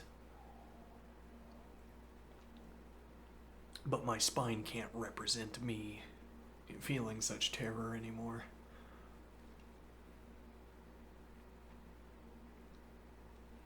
If I had a suitable understanding of my own circumstance, then I would have been motivated by the shock of terror, the nonstop terror in my spine, to change my ways and pursue an alternative course of action.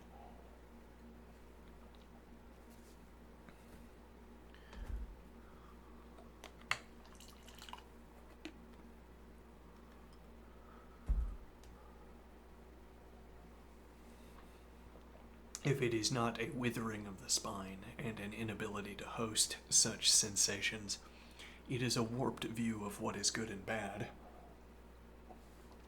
A warped view of what should instill terror in one's spine.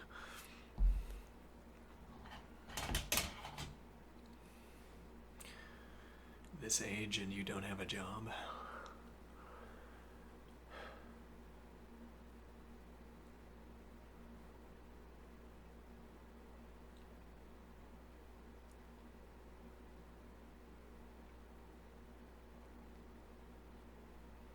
Yeah, I think I am all out of the appropriate sense of terror. Like, there's a finite amount of terror juice, and I've already drunk it all.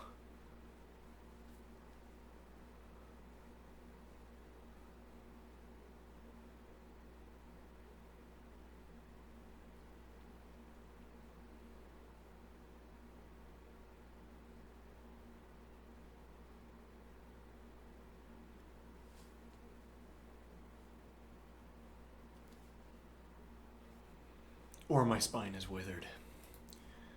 One way or the other.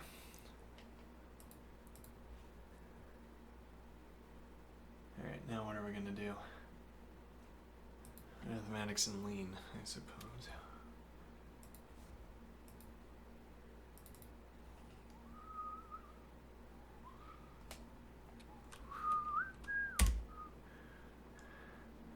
Is that the IDE you requested?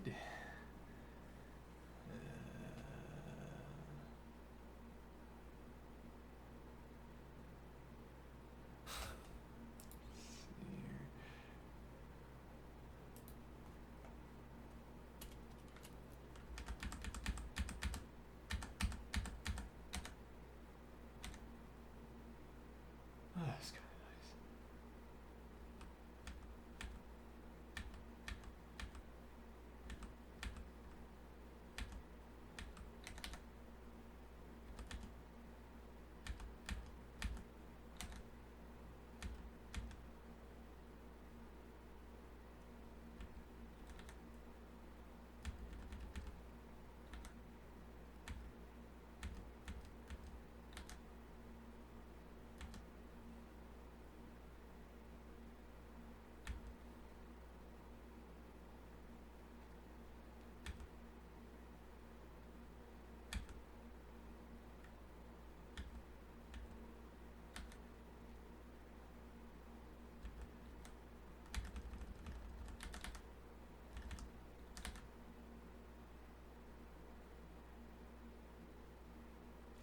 Would I feel more like a coder if I had this color scheme?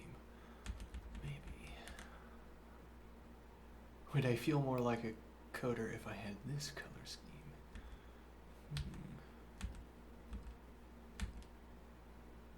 Am I a coder now? Perhaps now. Neon? That's coder.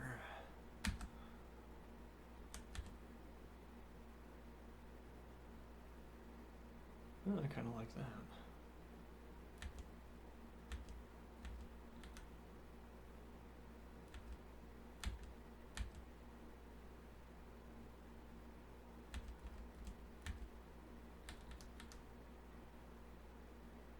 That's pretty good.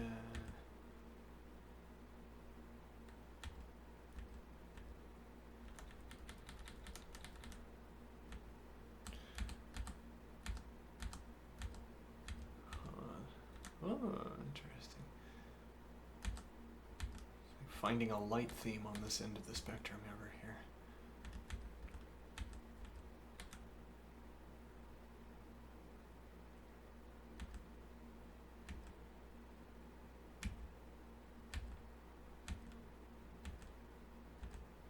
Yeah. Did I miss? We could try something new, and then I wouldn't call it missing, but skipping.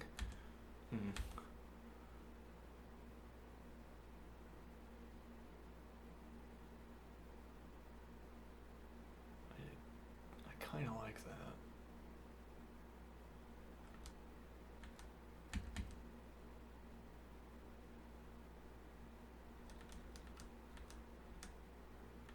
There's a question here about the legibility of the text over here, like the editor text as opposed to the coding text. What do I mean? Well, it strikes me down here that the editor text is quite legible, whereas if we go all the way up here,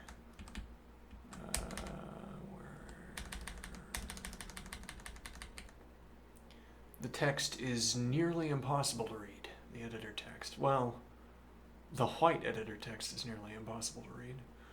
Nearly impossible, whatever that means. These are different colors, but a bigger difference here is that the editor text is much easier to read. Now you might say, much easier to read, that must be a good thing. Let's get that. Let's get more of that. It's not obvious that's what you want, though, right? Maybe I do want it difficult to read the editor text. And then there's less distraction from the editor text.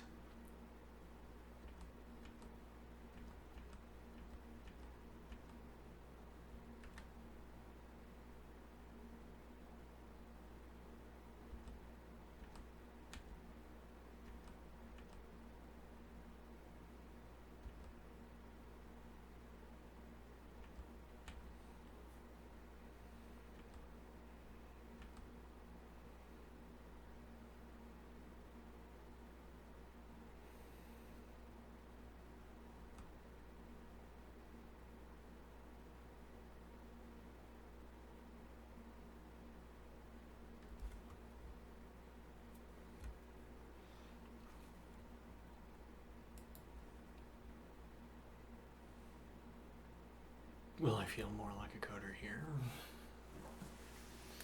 Well, and the idea of the dream of playing lean. I just proved another theorem. It's a boring theorem. That's fine. I'm going to add it to my pile of theorems.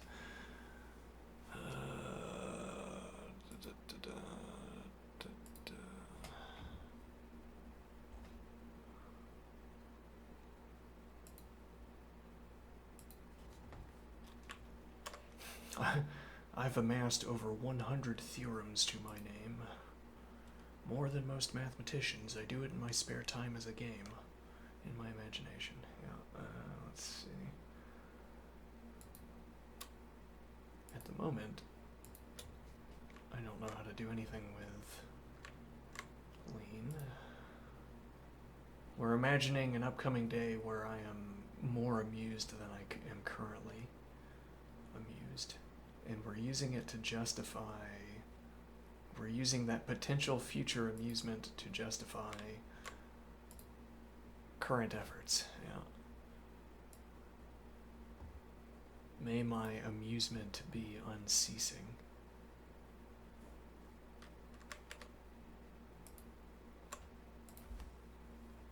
Oh, right, we can open up mathematics and lean. How we do that?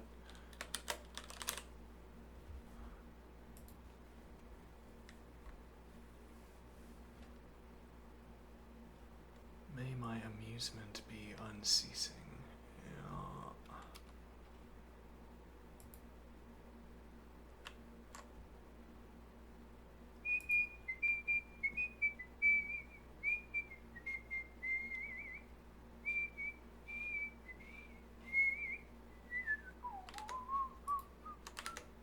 Do we have the correct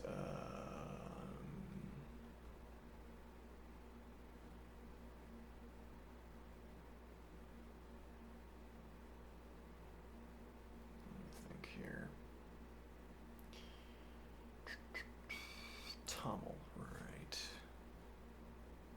Lean lib, require math lib, yes. That highlight is illegible. Hold on.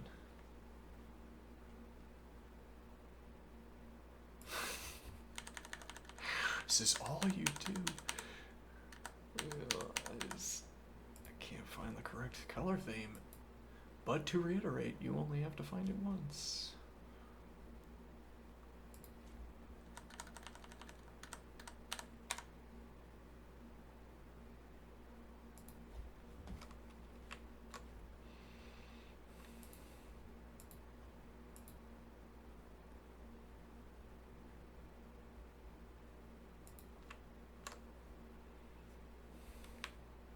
I can't increase the size of the text. Unbelievable. Can I expand the frame? Not really? Okay, let's see.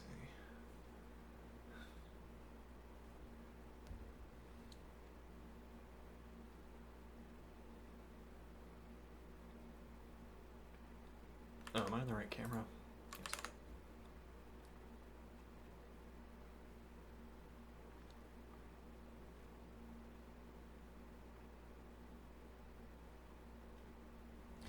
Okay, the associated example file, and that is saying, okay, so if I find, why is this all under initial project? And is that a bad thing at the moment?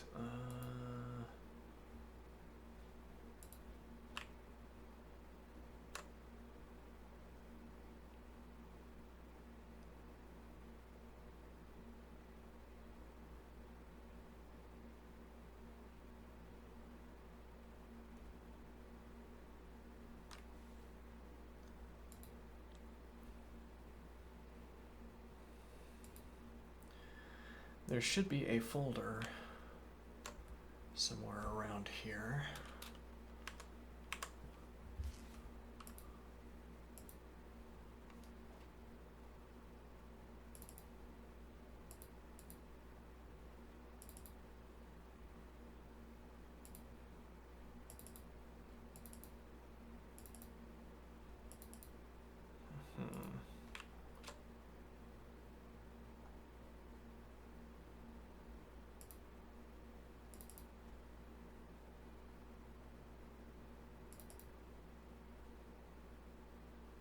Right, why didn't we find that? It doesn't matter.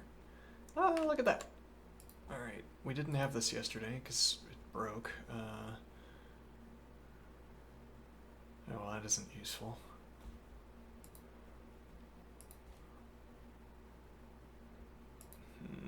Hold on.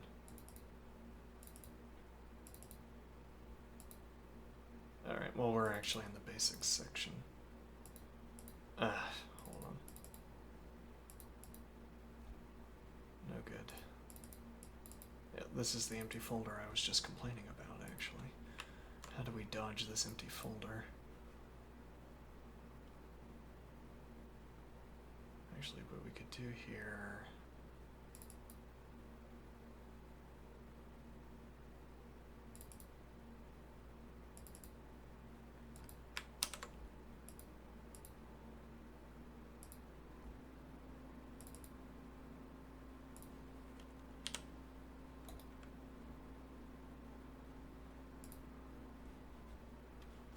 Okay.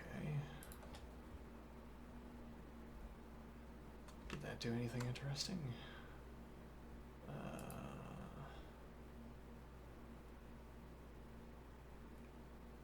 That did not enable me to...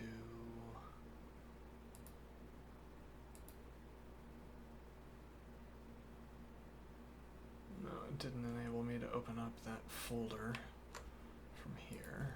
Okay.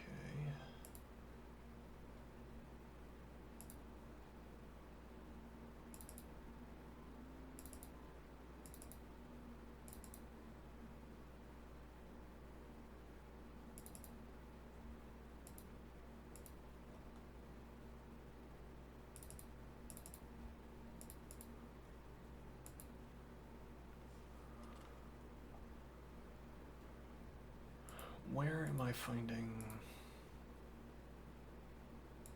mathematics and lean. So hold on, what happens if I send this to the garbage can? Oh, don't want to do that. Don't want to interrupt it either. Uh-huh.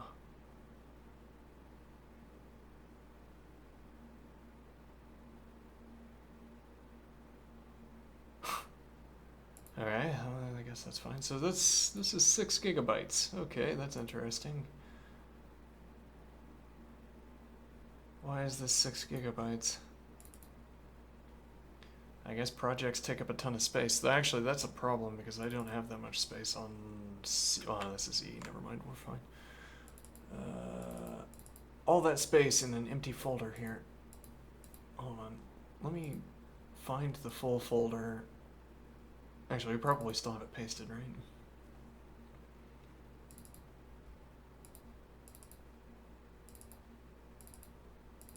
Empty folder. Okay. I can't paste. Delete.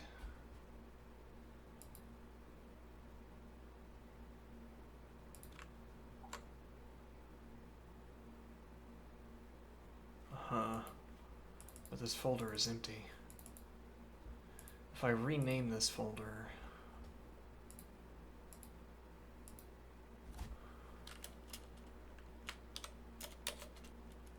Are you telling me I can't? There we go.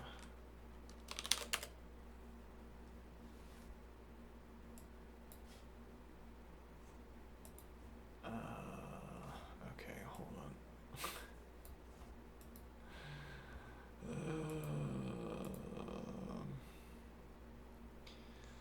Computers and I...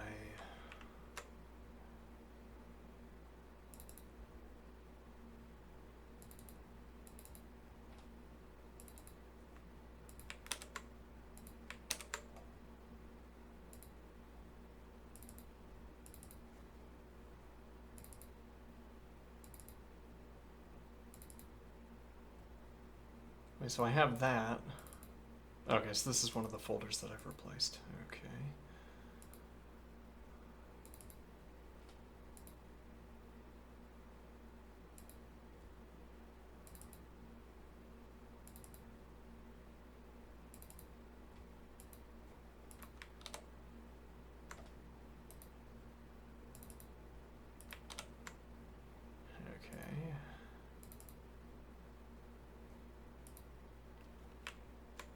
maybe that did something interesting. Let's find out.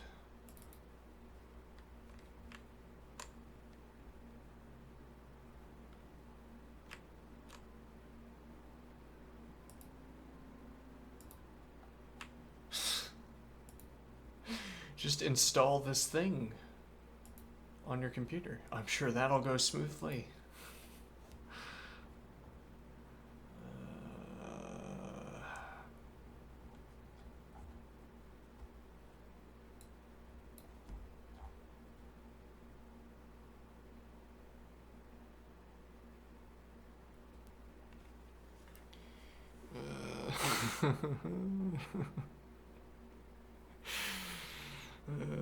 Okay.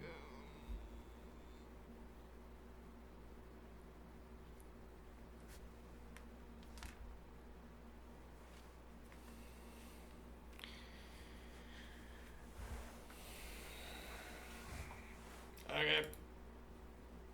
Let's go digging through my computer.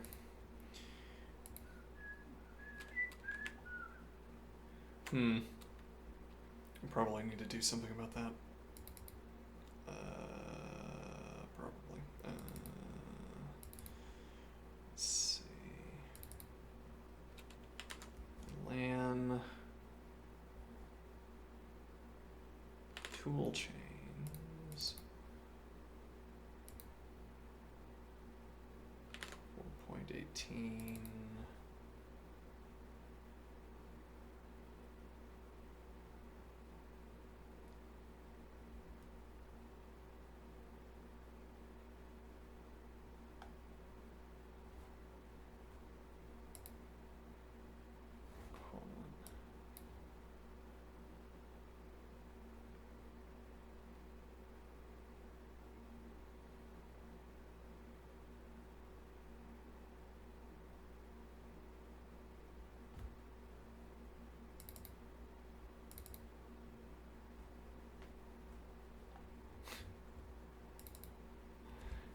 Is it here? Is this where it's supposed to be?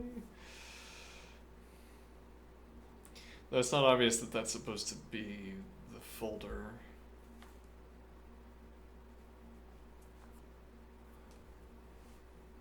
Maybe I should root this out. I should unroot this at the base. What? Maybe I should completely uninstall and then reinstall.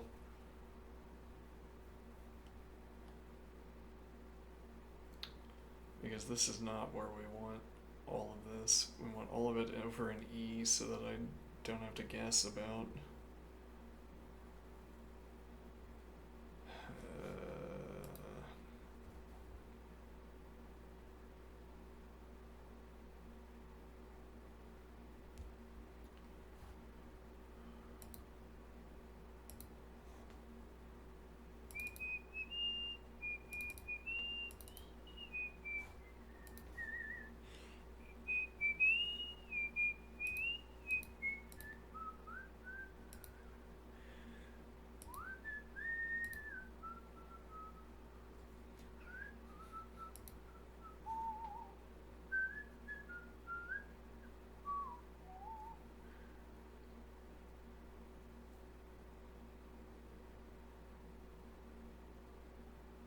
But it might be. Yeah. Hold on.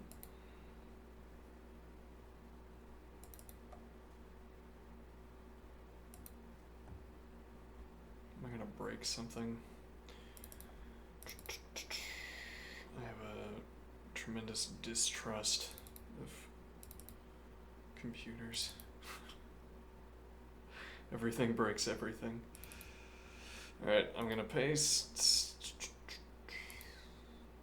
Which should be, and then, okay. And then I'm also going to paste at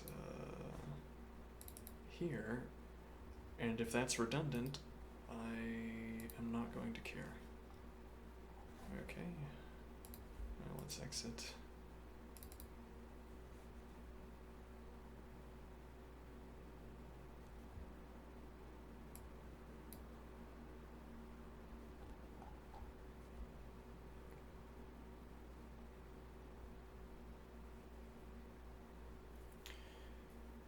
Well, that did change the state of affairs, interestingly.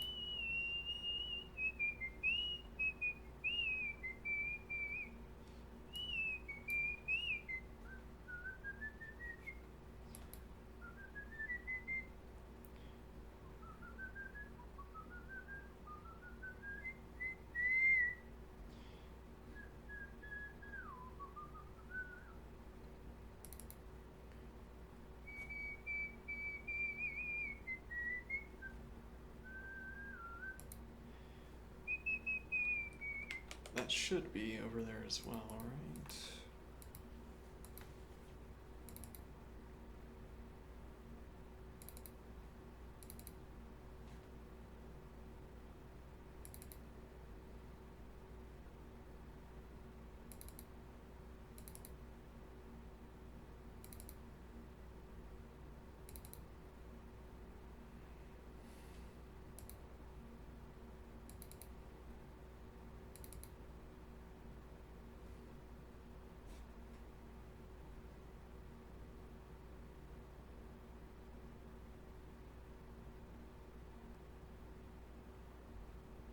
Mm-hmm.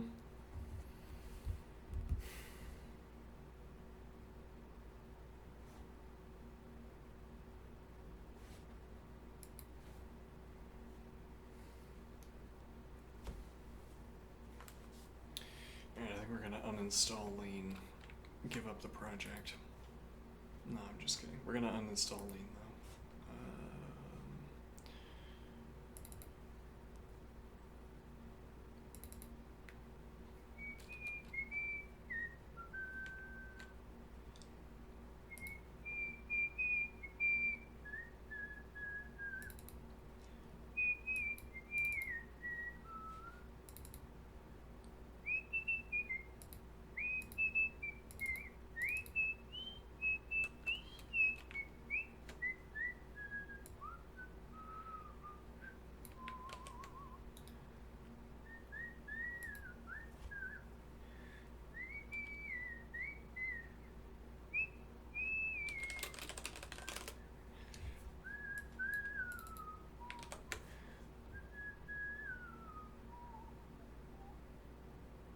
What? How is it 10 gigabytes? What are we copying?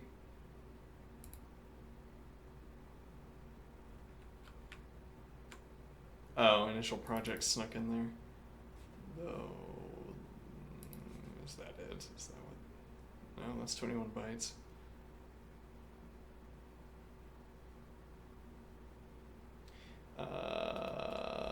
That's some of it. Hold on, cancel.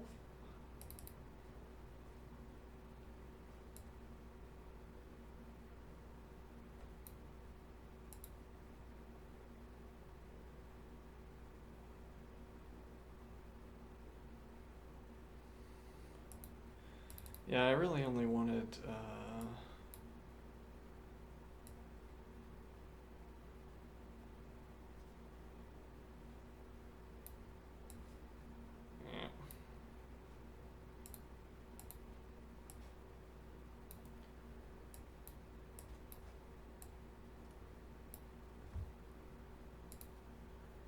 Alright, let's see, uninstall.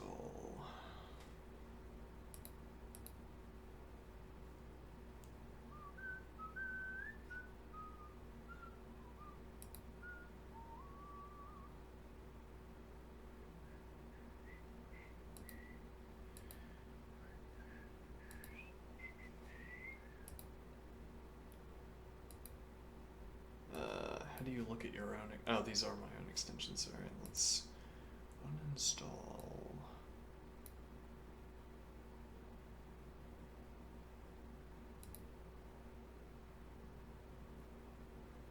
Okay.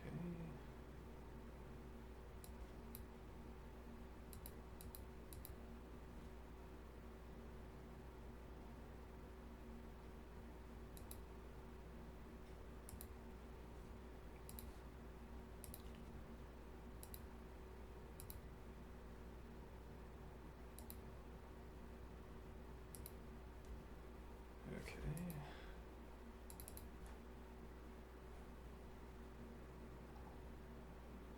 Yeah, it's not dissuading the. It's not dissuading this. Uninstall does not uninstall this.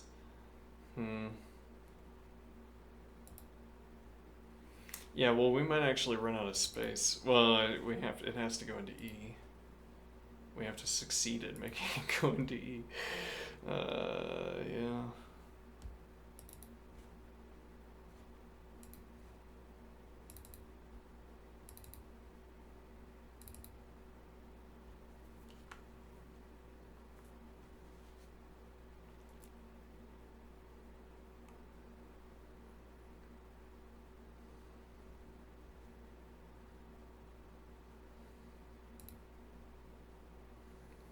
Yeah, I mean, if I go around deleting, I'd have to find it all and delete all of it, which I might fail at.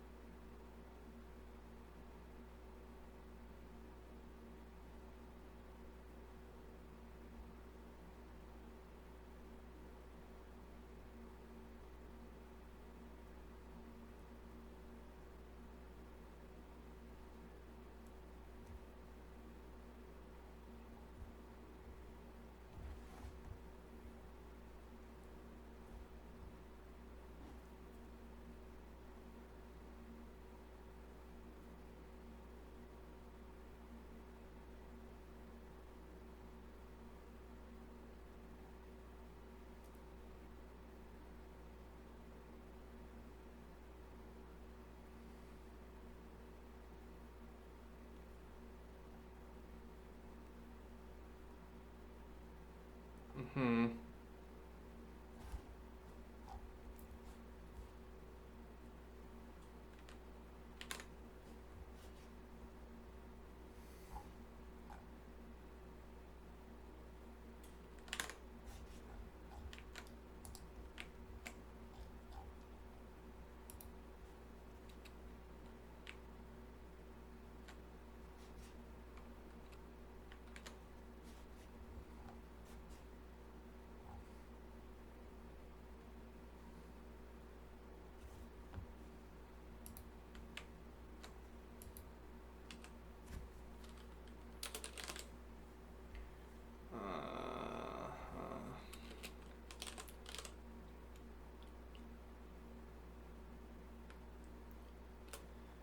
Yeah,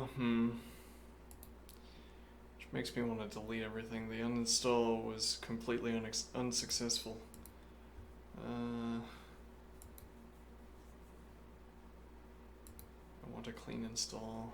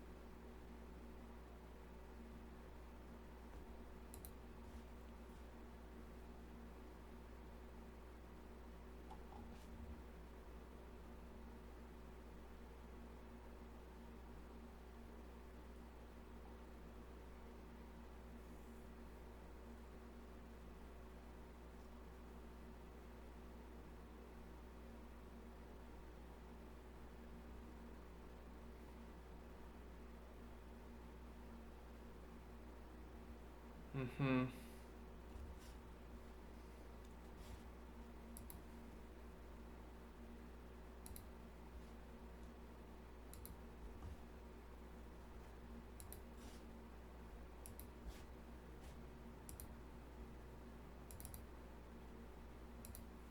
All right, here it goes. Delete.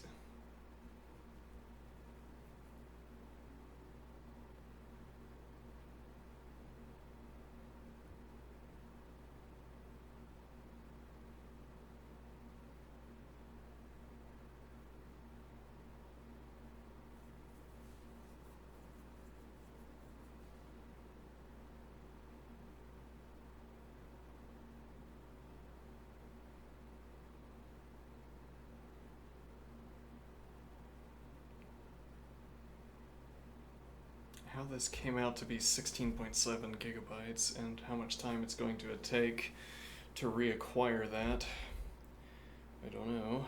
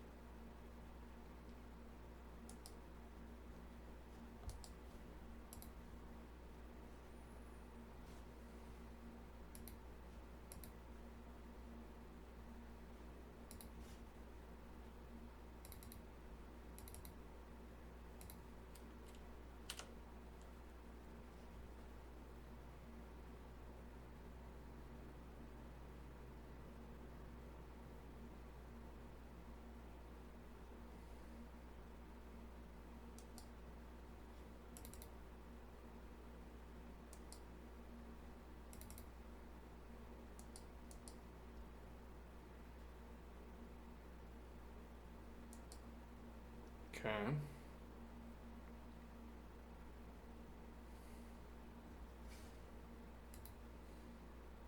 Now we go back. And this, ideally, will have resolved some of our difficulties.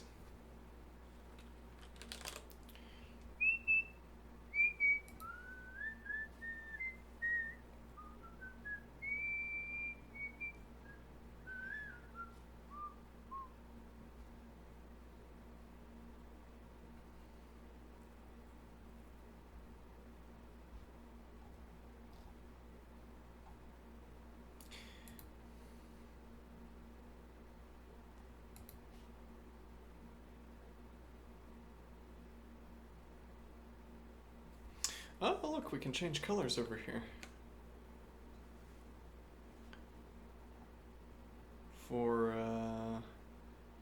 the individual components. Rather, for the proof window. Interesting.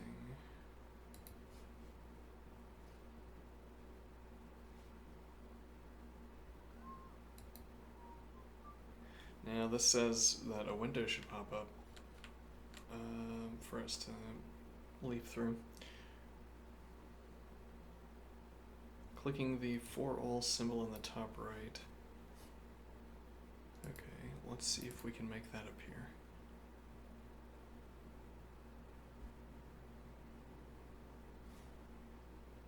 No luck. Okay.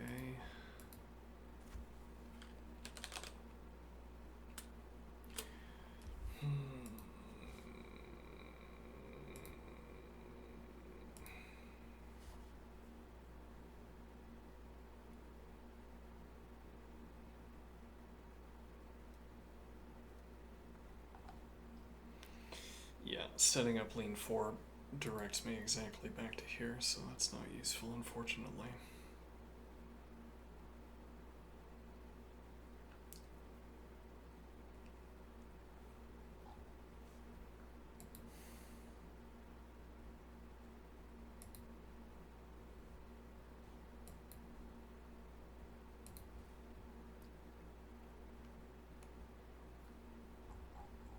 Hmm.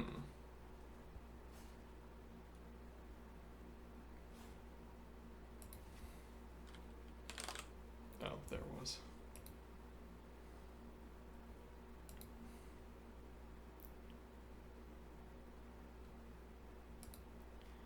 I feel like this is most of my life. It's just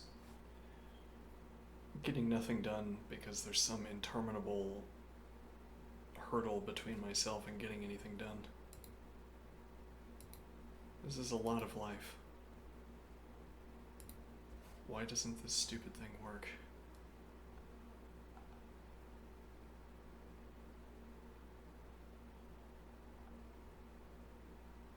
Almost all of life. Why doesn't this thing just work already?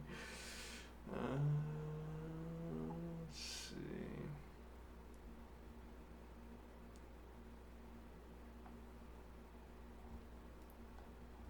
Where's that setup? It has buttons I have to press.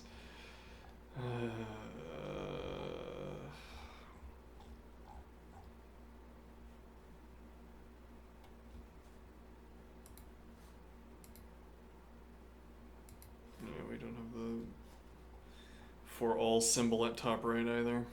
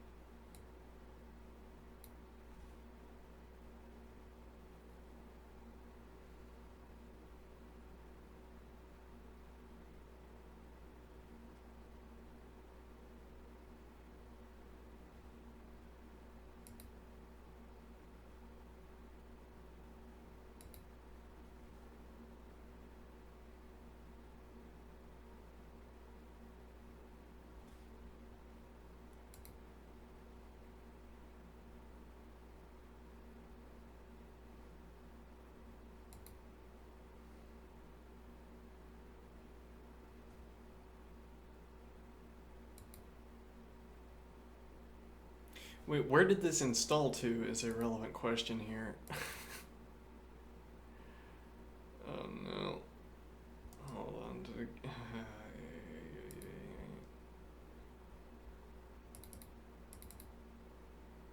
No, it didn't install here, apparently. You know, there's probably a setting hiding somewhere on my computer that says whether this is the default.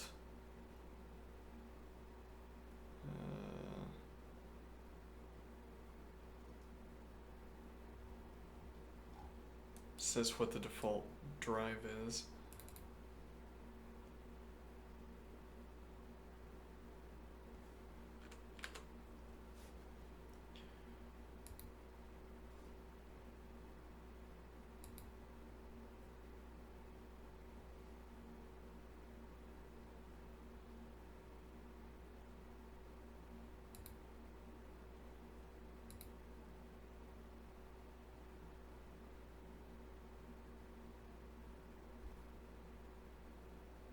No, that's gonna...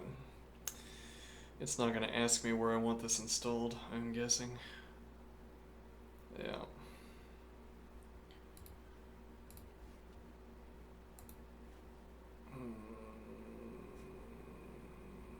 Okay.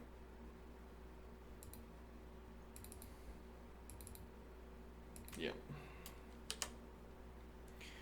Don't want it on C, so that's gonna be a VS Code setting, I'm guessing.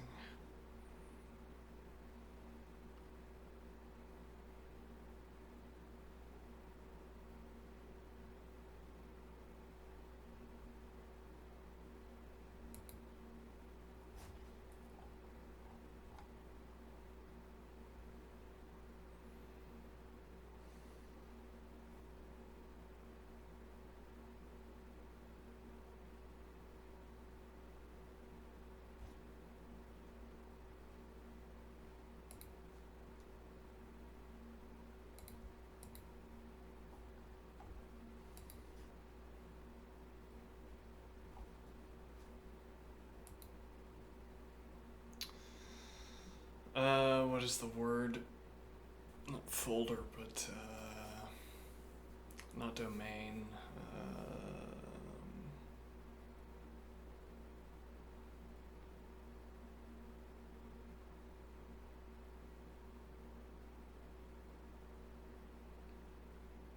Directory.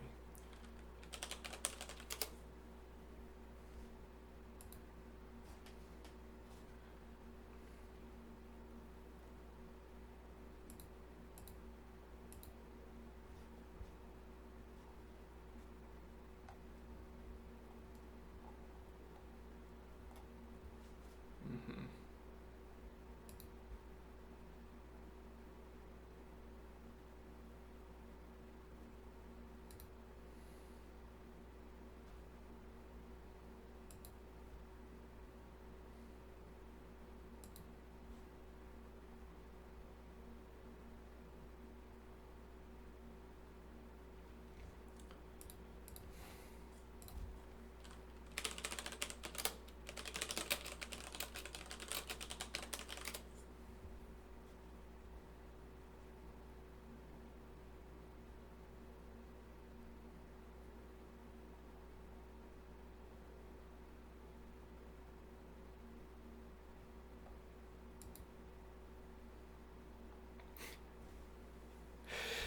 This is killing me. I feel like this is what we spend all day doing. Read this new bit of trivia that you're going to hold in your head for the 30 seconds necessary to take advantage of it, and then forget it because it's not useful otherwise. Look at this, read it, understand it, do it, and then forget it.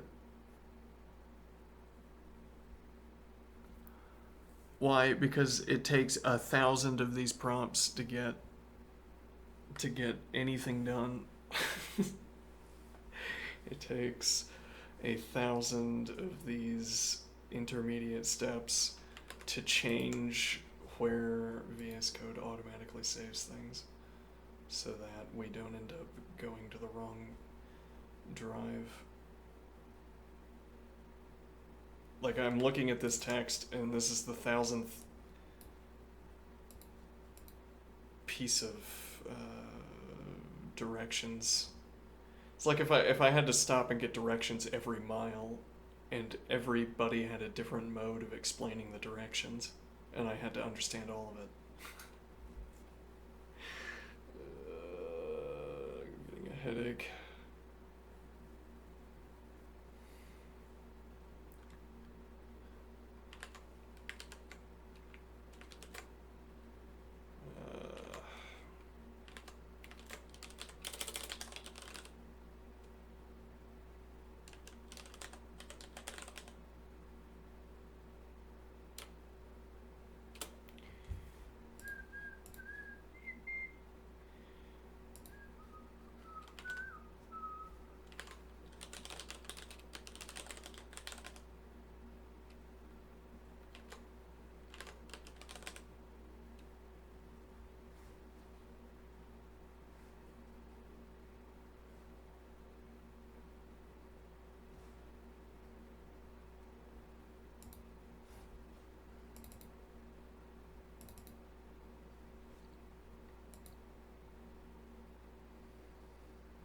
Yeah, we no longer have a lean folder here, which I want to have. Let's see.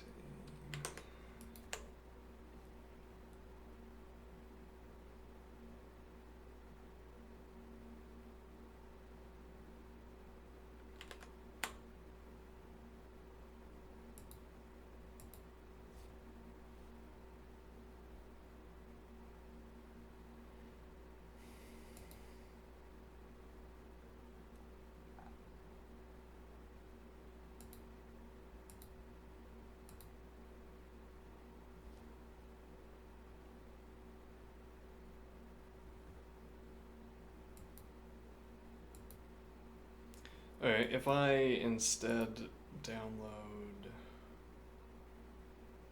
the setup script.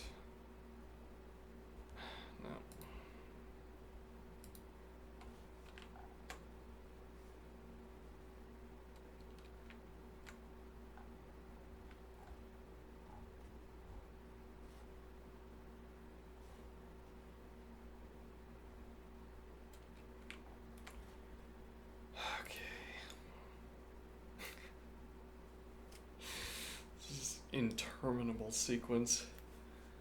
Okay, so we have to. I don't know.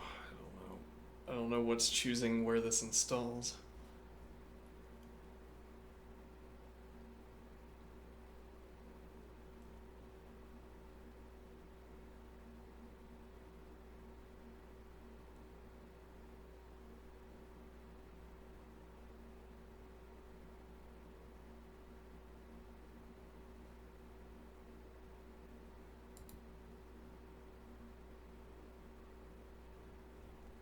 Yeah, have to remember how to do it. Unpack a tarball. Why isn't it as easy to install stuff like this as it is to install video games? Like, I run the exe and I click a few prompts and then it's done.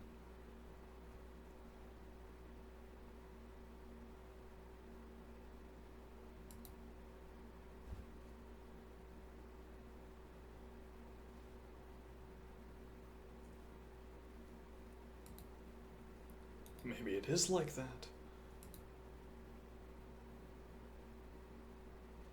I'm gonna go ahead and put that straight into E. That's where that needs to go. That's where everything needs to go.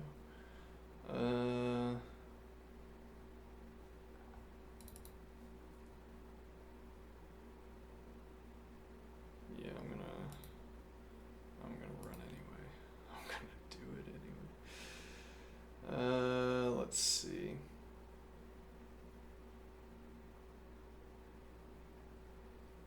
Nope, yep, that's not what we want. No, indeed.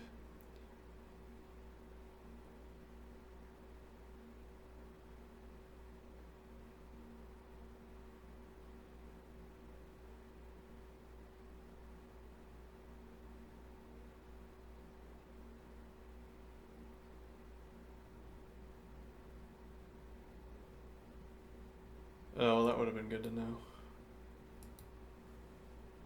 Customize installation, please.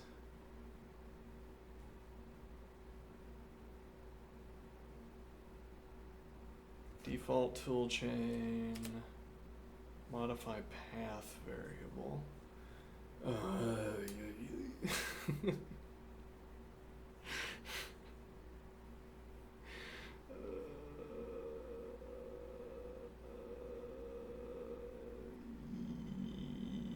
Yes.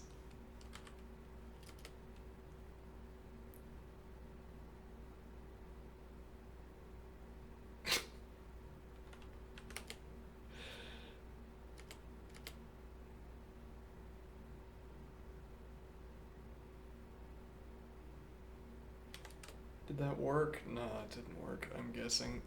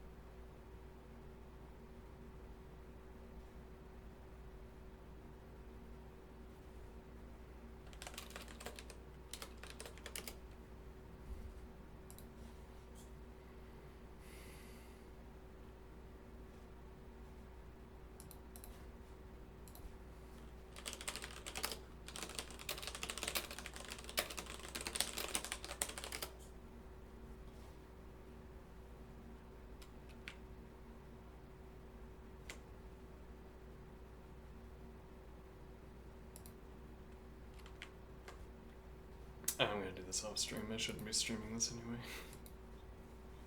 The average quality of my content just went down. Did it though? Alright, see you soon.